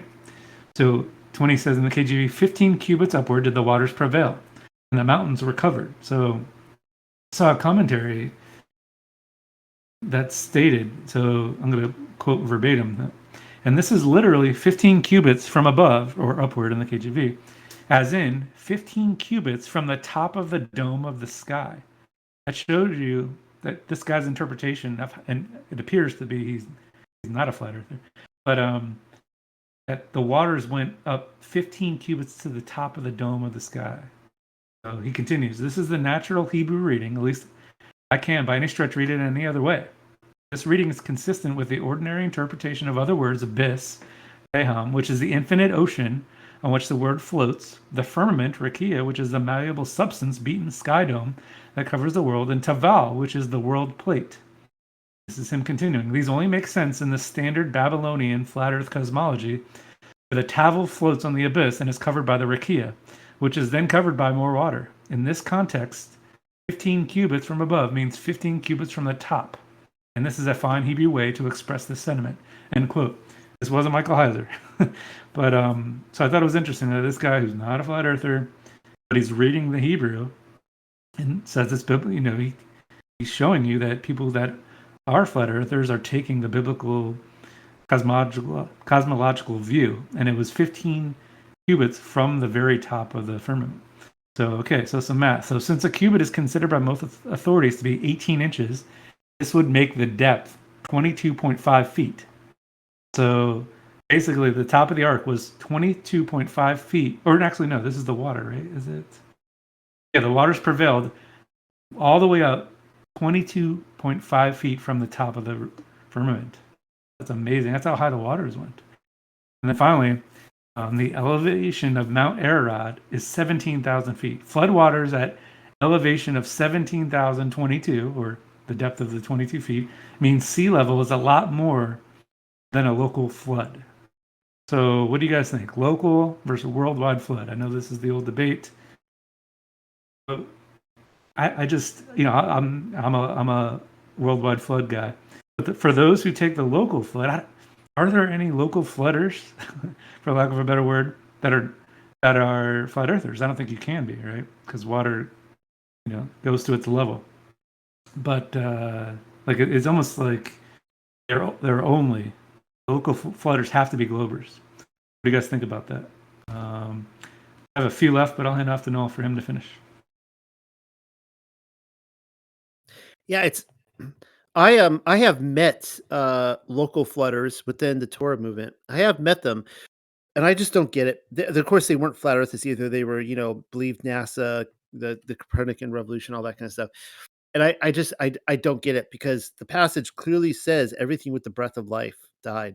So even when we read Jasher, and I pointed out last week that Jasher says leading up to the worldwide flood, there was a flood that destroyed a third of the earth. So a third of the earth is pretty big. So, usually the local flooders, they make it a lot less than a third of the earth. So then the flood would have been anti-climatic after that if it was just like a Mesopotamian thing. Anyways, all right. So I'm going to just talk a little bit about what Michael had already covered with the word of Yahuwah covered over the door of the ark. And I saw that. I thought that was such a beautiful picture that it was actually him, that it was actually Yahusha that closed the door and he guarded them, the righteous. And this goes through the verses we talked about how he will not bring the righteous to shame, that he will lift them up, that he will, make their names remembered. They will not tremble, and so on and so forth. So I wanted to find some passages, and there's probably a whole bunch more, but I wanted to find a few passages that were talked about being, you know, being Yahusha, the word of Yahuwah covering us from wrath. And so here's a few. Here's ones from Romans chapter 4, verse 7, which we'll go over in 2 weeks. Blessed are those whose lawless deeds are forgiven and whose sins are covered. And again, that Torah is all about repentance and turning away from our lawless deeds, and turning away from our transgressions of the law, which is sin, and that those sins will then be covered. Uh, Forgiveness, of course, always comes as a result of repentance. First John 1:7 says, "But if we walk in the light as He is in the light, we have fellowship with one another, and the blood of Yahusha, His Son, cleanses us from all sin." I really like that passage because it's not a Paul passage. It's coming from one of the other 12, and he says that literally the blood of Yahusha, His Son, Yahuwah's Son, cleanses us from sin. Revelation 12:11 says this. and they have conquered him. It's talking about the set apart, the defining who the set apart is. They have conquered him by the blood of the Lamb and by the word of his testimony, for they loved not their lives even unto death. It's really interesting in comparing Noah because everyone who did die, they loved their lives and they died. And Noah did not love his own life, even unto death, but he lived as a result. Fascinating contrast. Romans 8:1, which we'll get to in, I guess, 6 weeks. There is therefore now no condemnation for those who are in Yahushua HaMashiach.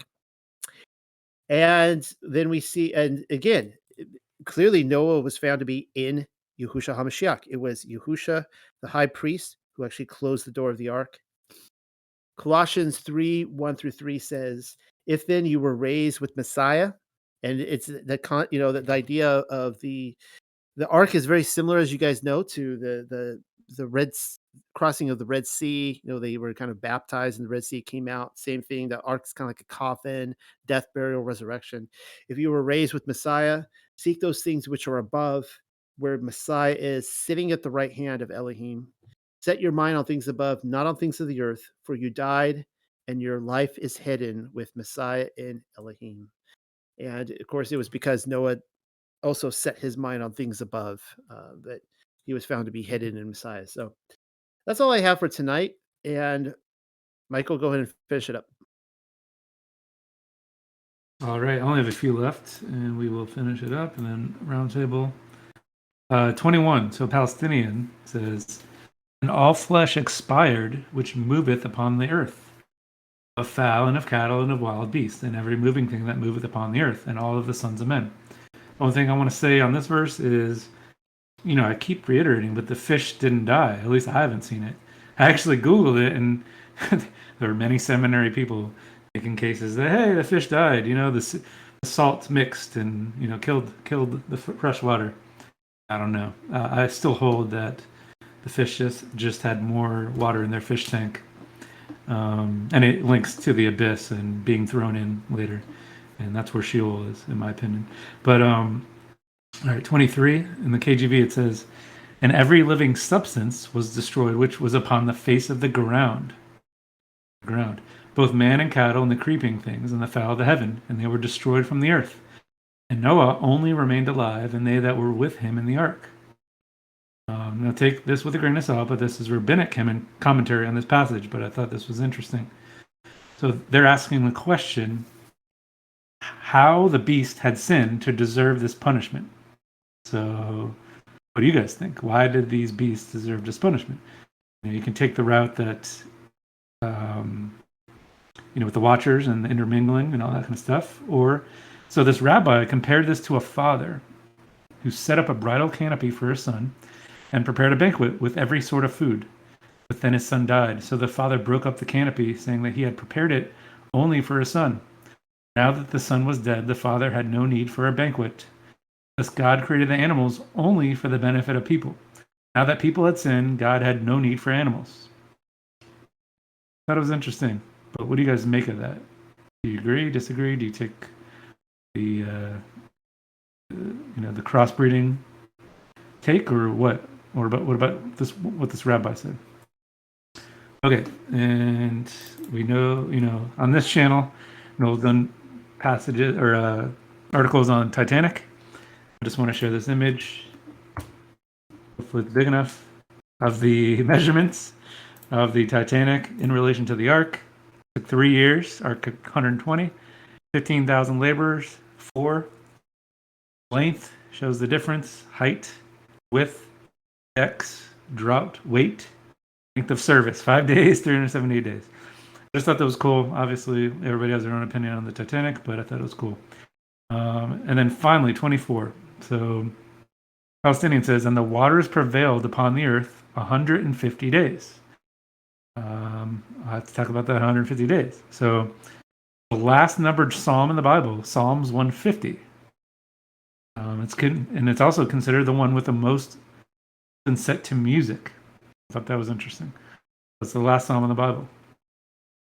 The number of sons of Ulam who were combat archers in the census of the men of Israel upon the return from exile, First Chronicles. He had 150 sons. I was thinking back to, because I remember during our Revelation study, Noel made this point. I actually went the science route, but in Revelation 9, the locusts were not given power to kill them, but only to torment them for 5 months. And their torment was like the stinging of a scorpion. They had tails with stingers like scorpions, which have the power to injure people for 5 months. I went the route of saying, I Googled scorpions, and that's their lifespan is 5 months. Or Noel linked it back to the flood, which was a great analogy. 30 days in a month, 5 months is 150 days. Also, 5 months in Luke.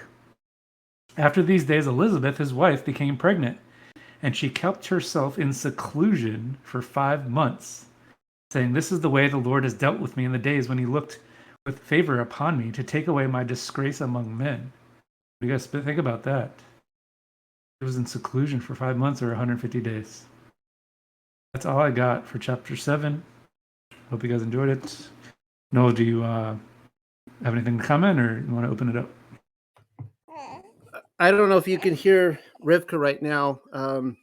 I'm on baby duty, and she's a squirmy little caterpillar, and she hasn't been going to bed tonight. So if I have sound distracted tonight, you guys know I'm, in the Rivka era. There she is. So I am done, and I'm going to be turning off my microphone and open up to you guys.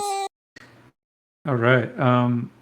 Before we open up, I wanted to throw in, so two things. We had a nice discussion on lust in the chat. We can talk about that after. But I want to talk about, because I have to think about this, and I've struggled with this. A believing spouse can cover their household. What do you guys make of that? At first, I'm like, no, everybody's responsible for their own life. And then I was thinking, like, Yeshua, quote unquote, is our husband, our cover, right? So in that instance, he can cover us. But then Noel made the point of a righteous female can cover the household. I thought he said that. How would that work with that analogy? It wouldn't, and we were supposed to come to God like a child, and that's his covering. But what do you guys make of that? A believing spouse can cover their household. I think it'd be awesome if it's true. But what do you guys think? Anybody?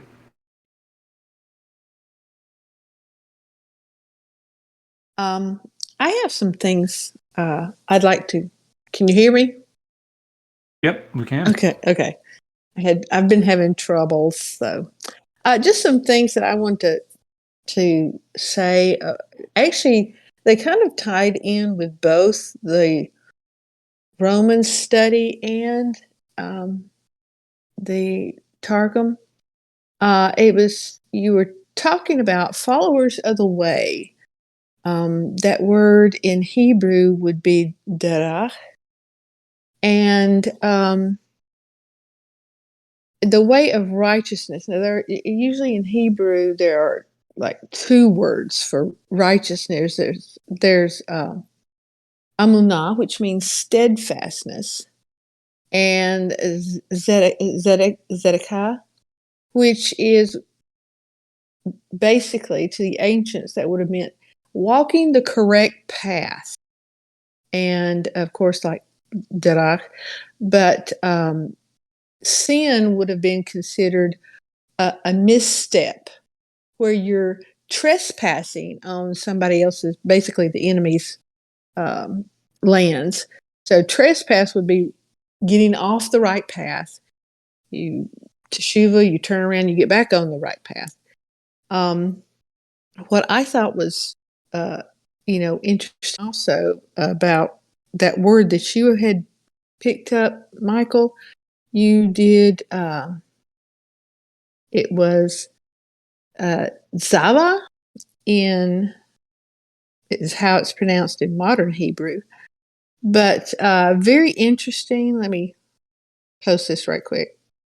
In the Paleo, if you'll notice, Zava, which in its charge, appoint, set up, that sort of thing. What I found interesting in the Paleo is the fact that, see, you've got the Zadi, the Wav, or Uaf, and the Hey. or ha. And so what you've got, if you go, instead of reading it like you would, a zadi is the symbol of a path. If you can see that symbol, you've got that straight line, and then you've got the little line going off. That's the zadi. That's the beginning letter of Zadaka, which is the right path. So you've got that zadi, then you've got the wav, which is like a nail, and then you've got the hey, which it looks like a flag to me. But if you read it from left to right, you've got behold the fixed path. So his charge, his zava, would be his behold his fixed path, which I thought was really pretty cool. And so that's just some things that I noticed in amongst both of those readings.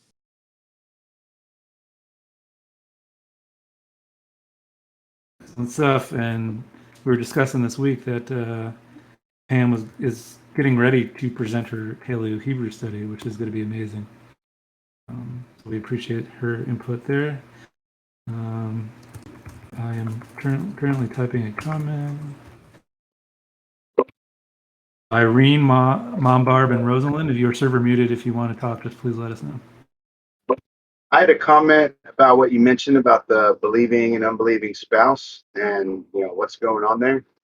And I was thinking that the verses like directly preceding that may have something to do with it, where he says, to the rest I say, I am not the Lord. So this is him saying it. He's not claiming that it's anything from the Lord. Might just be his opinion and might also be correct. I don't know. But then he says that if any brother has a wife who is an unbeliever and she consents to live with him, so that's like part of a condition on this. She had to consent to live with him, think he's nice enough to want to be with. And it says he should not divorce her. But, if you look at the opposition to that would be either she doesn't consent to live with him and he does divorce her, or, however you want to see that. Then it said if any woman has a husband who is an unbeliever and he consents to live with her, then she should not divorce him. And I was thinking about, the verses that it talks about, saying, get out of her, my people, so you don't partake of her wrath and things like that, where, if you're amongst the, if you're in there when the wrath comes down, it's going to get you too. Otherwise, there'd be no reason for him to say, get out. So maybe just by the fact of being with, a believer who is, holy before God and sanctified and justified, that just being with them also protects you because you're under them and God loves them. So of course he's going to protect you because they love you. No, I mean, not necessarily that that's the case, but that's just my thoughts on it, because I've actually thought about that particular thought a lot. Like, how does that even work? I thought, you have to believe to be saved, not just someone you love, someone you love. Great stuff. I think Noel wants to talk. Oh yeah, I was just going to fully agree with that. I think that that's exactly the picture that's given, that those who are, under your protection, your care, if you're righteous, that Yahweh will protect you from them as well. And that's kind of one of the sad things about, divorce. If you get down to that line, that I'm holding a baby right now, guys, so it's a little tough. She's not happy, but she's a squirmy little caterpillar. But people who divorce their spouse because they're righteous and they don't love Yah, they're now being turned out, and so they're not going to have that protection as they would under the care of the righteous person. And that is all. And maybe it's a sifting too, because I'm thinking too of Lot and Abraham, and he's like, if there's 40 righteous, and Lot's wife came, but then she looked back. So it's interesting. It's very interesting. I don't know how to explain that. It's a very good study to do. John posted Acts 11:14. Who shall speak to you words by which you shall be saved, you and all your house? So, it's an interesting study. Anybody else have anything to say on that? Actually, I wanted to just say that that's interesting about the spouse sanctifying the unbelieving spouse. But if you think about how Yahuwah feels about marriage in general, it's so sacred to him, that bond, that we're not to break it. So why would I think the reason, maybe, if that's the case, and that Paul is correct on that, the reason would be that the unbelieving spouse would be sanctified is because that bond is so great that Yahuwah won't break it. So that's where the consent to live with them, if they want to stay married, even though they have their differences, I think Yahuwah is honoring that, maybe That's a because great. because of the way he feels about marriage. Keep in mind, this is also for children as well. And the passages I read, that it was the children who were under the cover of the believer that would be saved. And so it's the idea, we say this to all of our children: when you grow, you don't like these rules. When you grow up and move to the house, you can have your own rules, right? You can choose to walk away from faith, you can choose whatever you want, but while you're in this household, you will obey these rules. And so that seems to be the idea presented there as well. And I think of people entering the promised land in Joshua. It was Joshua, Caleb, and the children that were allowed to enter. So that's my theory. Zach Bauer has his about the children being the 144,000. My initial theory is nothing with 144, is that we'll be possibly resurrected under the age of accountability. I don't know. What do you guys make of that? Well, one thing what I think about, besides the fact, we say in that it's a measure of protection. The righteous person is a measure of protection to their family. I mean, how many movies have you watched where, somebody says, "Come with me if you want to live"? And in the case of, Lot's family, the ones who chose not to follow Lot, they were destroyed. And so, come with me if you want to live is sort of the idea that I think of. And Lot's wife, she went with him, but the point when she reached the point where she turns back, and that word in the Hebrew, it's like she turned with expectations, and she was putting her hope not in the salvation she was offered, but in the salvation she thought she could find in Sodom and Gomorrah. And her punishment was, it says in the Hebrew, she will exist as a pillar of salt. And that word, she will exist, it is a continuing action. It's not just a one-time deal. She will exist as a pillar of salt. So does that mean her consciousness is still there in that pillar of salt? I mean, it's some heavy thought. That's great insight, and that's a point to the other side of that, where each individual. Before Desmond speaks, I wanted to say on that point, though, it's almost like maybe if she's fulfilling her wife roles without believing, like maybe she's subservient, lets the man lead, does all that stuff, takes care of I don't know. But maybe if she's still doing that but doesn't quote unquote believe, she will be. If she's following the leader of the family, the believer. I don't know. Desmond, what do you got?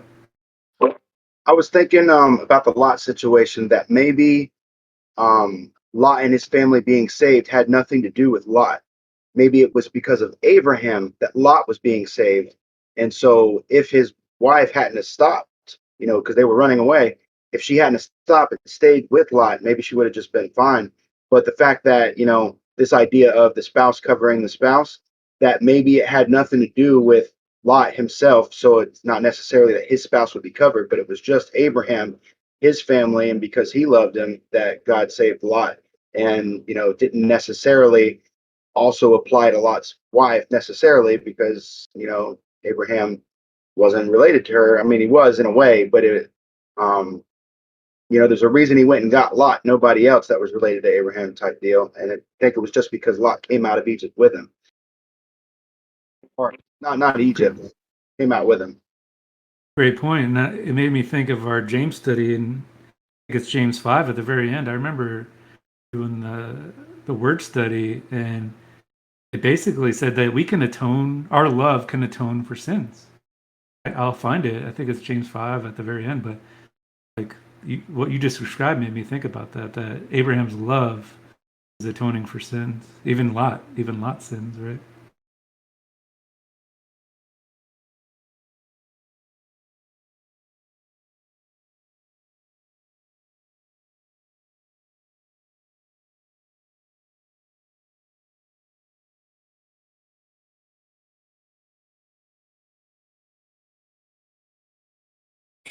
I had a thought too, just like if a man just kind of starts leading his family according to Yah's will and the commandments and His word, that I feel like the father would change the hearts of his family as well to fall in line, just because like He'll give him a choice and an opportunity, because the family will be hearing the father teaching them, and the wife would hear the father teaching and going according to the will. So at that point, they would be hearing the word, and then they would have a choice themselves to either, fall in line or, you know, turn away from it. So Makes sense too.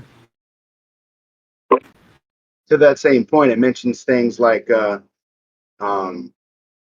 wife, by having I forget what way it uses it, but like a um, pure and reverent uh, attitude, I guess, or pure and reverent works, that she can win over her unbelieving husband without a word.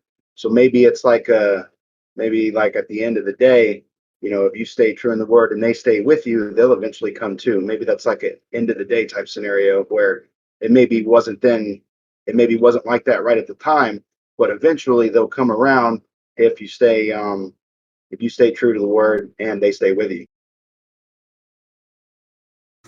I just wanted to read what Mary put, 1 Peter 4:8, and above all, have fervent love for one another, because love covers a great number of sins.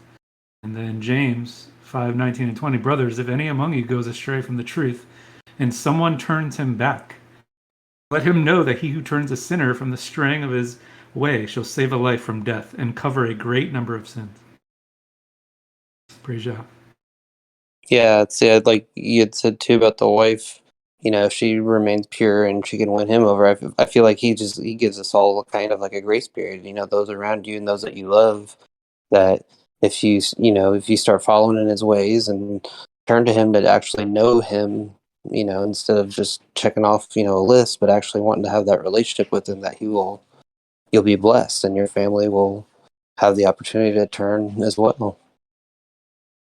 And Noel already brings it up, but this is why Torah is so important. Look at this. Like if we continue to speak on the Torah, His love, the repentance, look what it's doing. It's if someone can turn them back into disobedience, it's amazing. It's amazing. I wanted to say something about love covering a multitude of sins. That works in the natural as well as in the spiritual. Because just think about your relationships with people that you love. Um, you know, everybody will do something wrong once in a while, but when you love somebody, you're more willing to forgive them and cover whatever they've done. You you have to let it go. It's forgiveness. So love does indeed. I'm not putting this well, but I hope you get what I'm saying. How if your spouse does something that's not so good, you love them and you cover it over for them. You let it go.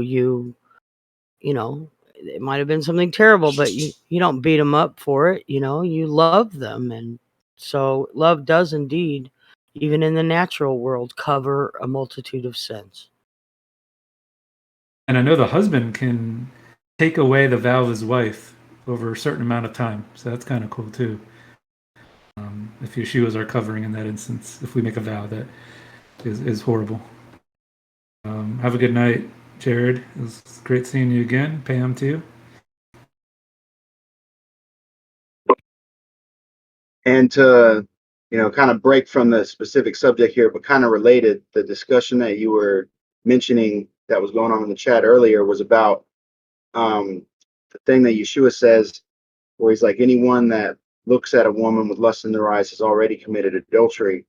And I had a question about, why does he just say woman? Why doesn't he say, like, someone that's not your wife or something like that? And I was wondering, does it have anything to do with whether or not she's your wife? And just a thought I was having, like, why did he phrase it like that? And uh I actually have something on that. I believe that's a misinterpretation. I believe the word there is actually a word, and maybe Pamela or Michael or somebody familiar with Hebrew can look into this and tell me if I'm right or wrong. But I believe that the word used there is the same word used for married woman. So I don't believe it just means woman. I believe that that's a mistranslation in English, and that it refers to a married woman. So if you look at a married woman, because she's not available, so that would be instant adultery. I don't think it refers to just a woman. I think it's a specific woman. I well, I was agree with well, let me just kind of make a point of what Rebecca is saying is that in the four gospels, for anyone listening in the four gospels, they're written in Greek. However, we went through a study in this group on the Hebrew gospels. All four Hebrew gospels are available. It's not just that what is it, that one book of Matthew that is kind of rotten, but the true Hebrew, Matthew, Mark, Luke, and John.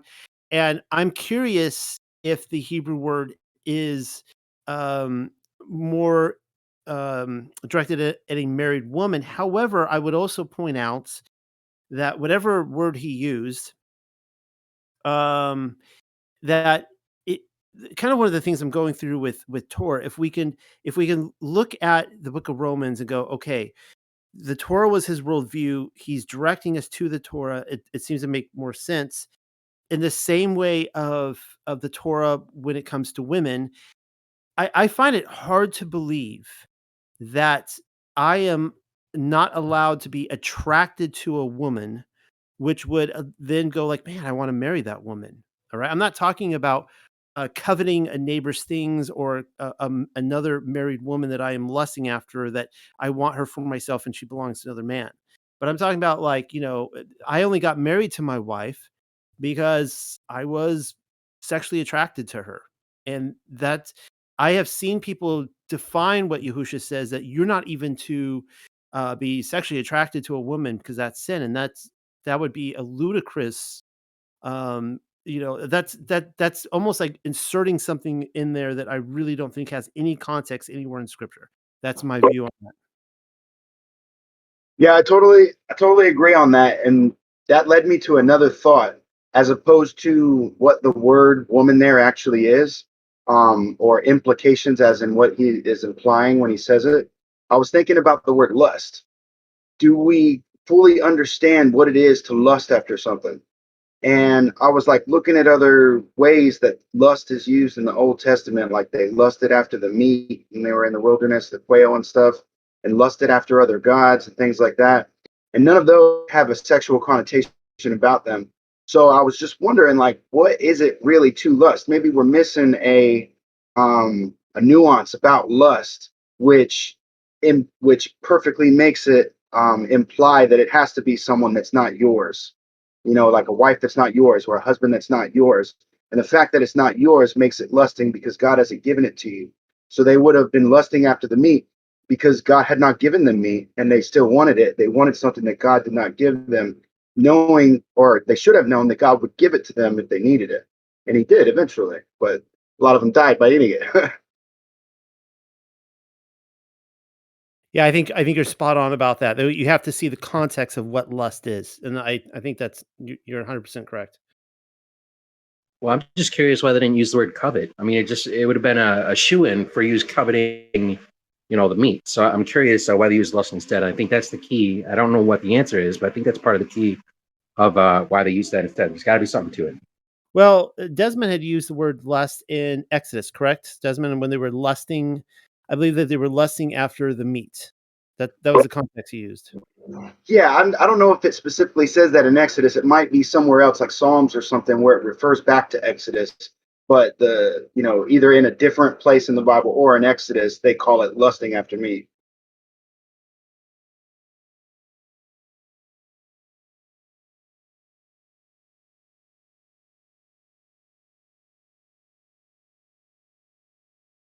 Well, it seems that lust and covetousness, I mean, they're in the same vein. And then in the New Testament, somewhere, I can't tell where, but I'm mentioning, I think in First John, that covetousness is idolatry.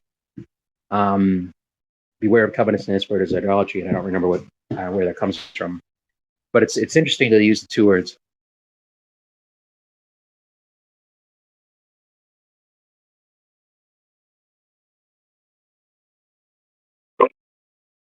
I was wondering because I had the crazy little thought. Like, one was like, can you lust after a wife, or is it physically impossible to lust after a wife lust after your wife just because of what lust is in essence, or is there a way to lust after your wife that is not right, and that's why he used the word woman?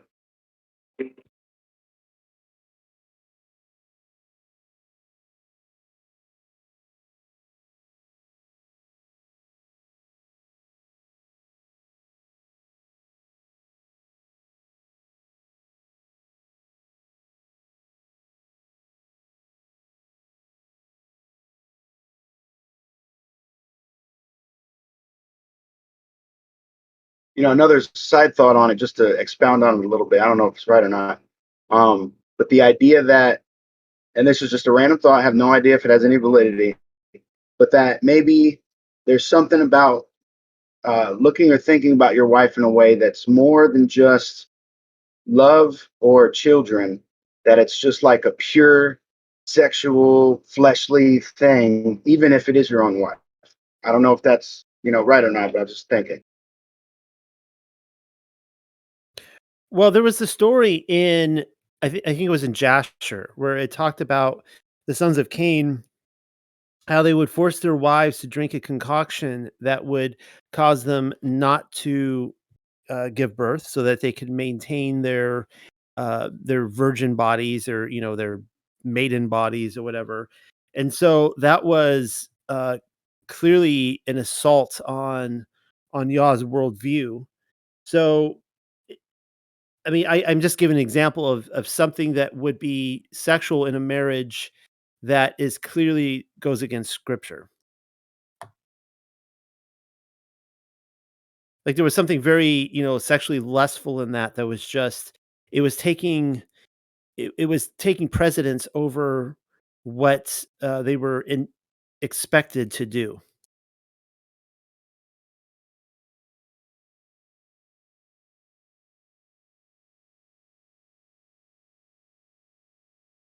I recall the command to go forth and multiply, and I'm all for that and whatnot. But has that command ever ceased? I mean, just a thought.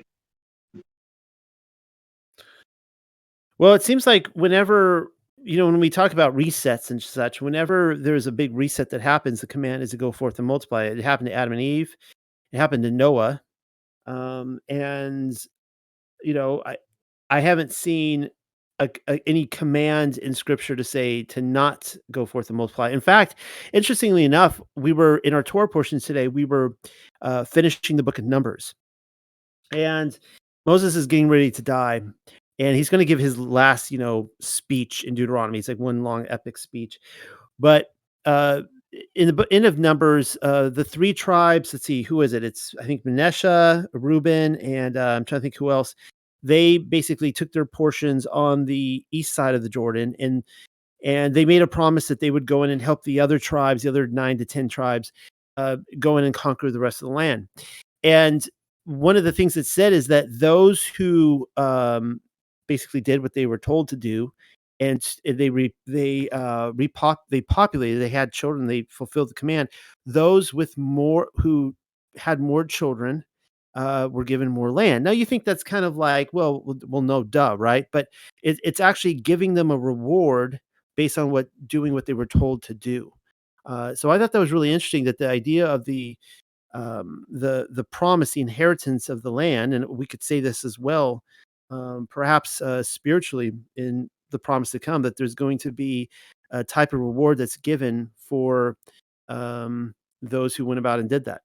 I think that this kind of discussion. I could be totally wrong about this, but that's what it did say in Numbers, and that goes against the kind of things we would talk about in this day and age. Where there was a discussion that was going on in the Discord chat. I think it was yesterday or 2 days ago on, this whole idea of how women can't find a man to spiritually lead them and, this kind of stuff. And I don't think very few of us really truly sit down and try to appreciate the level of destruction that the feminist movement has done. I'm not even talking about LGBTQ today. I'm not even talking about the 1970s, though that one is huge.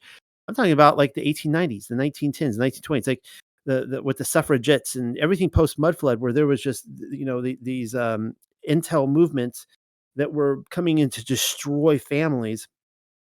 And a lot of us, how we even conservatives today, conservative families, they're like, oh, so repulsed against the forward culture, whatever they call themselves nowadays, the progressives or whatever. Uh, they don't even stop to appreciate how much of their own life is completely transformed by feminism. And so I think a lot of this discussion about even having children, um, you know, where it's just, we go through our lives and just don't have children. That very notion was given to us by these movements. I mean, you look at your genealogies, you go back 100, 150 years ago. I mean, I look at mine, I did mine, you could argue whether what is true or not about the genealogy. I went back all the way about 800 years, which is interesting because most people, they say that they can't really go past 1,000 years. I took my family back to Ireland, England, and stuff, and anything into the 1800s, it was like all of a sudden you see 10, 12, 14 children. It was just tons, and all of a sudden you get to the 1900s, it's one or two. It cuts down, and so there was something that caused that. That caused our thinking that, oh, we're going to have two children and that's it. Maybe three if we're really ambitious. The midwife that delivered our child out in Missouri, she had 11 children. And I'm just like, oh my goodness, wow. And she started when she was 20 until until her body couldn't, couldn't give children anymore. She just kept having them. So, So I got another passage that ties in there, and it actually comes from the same chapter that we were first talking about. The husband covering the wife covering the husband, and it's also from First Corinthians 7, and it says, Paul saying, "Now as a concession, not a command, I say this." So again, he prefaces this that I'm about to repeat by saying it's not a command from God, it's just something I say. He says, "I wish that all were as myself, or that all were as I am, but each has his own gift from God, one of one kind and one of another." So it looks like he's saying that the way that he is like a gift from God, and he goes right in to say, to the unmarried and to the widows, I say that it is good for them to remain single as I am. I'm wondering, does this play back into what Yeshua was saying in that verse? I don't know if it does or not, but like, why would Paul, even if, even though he says it's not a command from God, it's just something that he's saying, but why would he say that he wants them to remain unmarried if they are unmarried? But then he goes right in and says, but if they cannot exercise self control, then they should marry. So does this idea that I'm kind of bouncing around here, culminate in that, where he's just saying if they can't exercise self control, they should marry? Whereas, maybe the ideal would be Yeshua, where he didn't, have fleshly relations on earth, but for the sake of your soul not committing a sin, that if you can't control yourself in that way, then you should marry to have a legally sanctioned way to let that out, type deal. Because I just want to throw in there that I do believe that what he's saying is like good, and he believes it's good in his mind.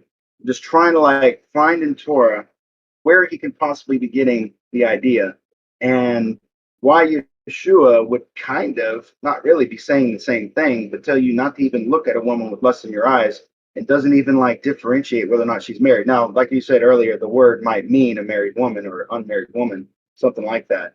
But I don't know. These are just some more thoughts I've been having. Kind of want to pull them all together and see what you guys had to say about it. But thanks for all the opinions and input and stuff. yeah. And if anybody else has anything else, otherwise, I think this is a good time to officially close it for the night. And going once, going twice, going thrice. As John Q says, I'm the worst cult leader ever, or the worst cult ever. I'm the worst cult leader, and this is the worst cult ever. Of that, I would agree. It's a great group. I love you guys, but yeah, we're a terrible cult. Uh, so, because there's a lot of accusations out there, of course, that I'm a cult leader. It's just, I hope you guys all understand how ridiculous those claims are. I mean, first of all, Jim Jones is a hoax, guys. Like, I've written on it. It's a total CIA stage. There's a reason it didn't happen in America. It happened in South America because they needed to create a stage that couldn't be visited by non-government officials who had clearance. Just, you see what I mean? But the story goes that Jim Jones passed around the Kool-Aid, right? He had them all drink. They all knew they were going to die. If I tried to get you guys, like, if I try to like force you guys to drink any Kool-Aid, like no one is gonna take it. Like, I'm not like I can't imagine ever trying to force anyone to do anything like that. You guys would just rebel against me. And anyways, now that I've put my foot in my mouth and dug myself into a deeper ditch, thank you all for coming tonight, and we'll do this again, of course, next week. And great discussion afterwards. Really appreciated all the insight.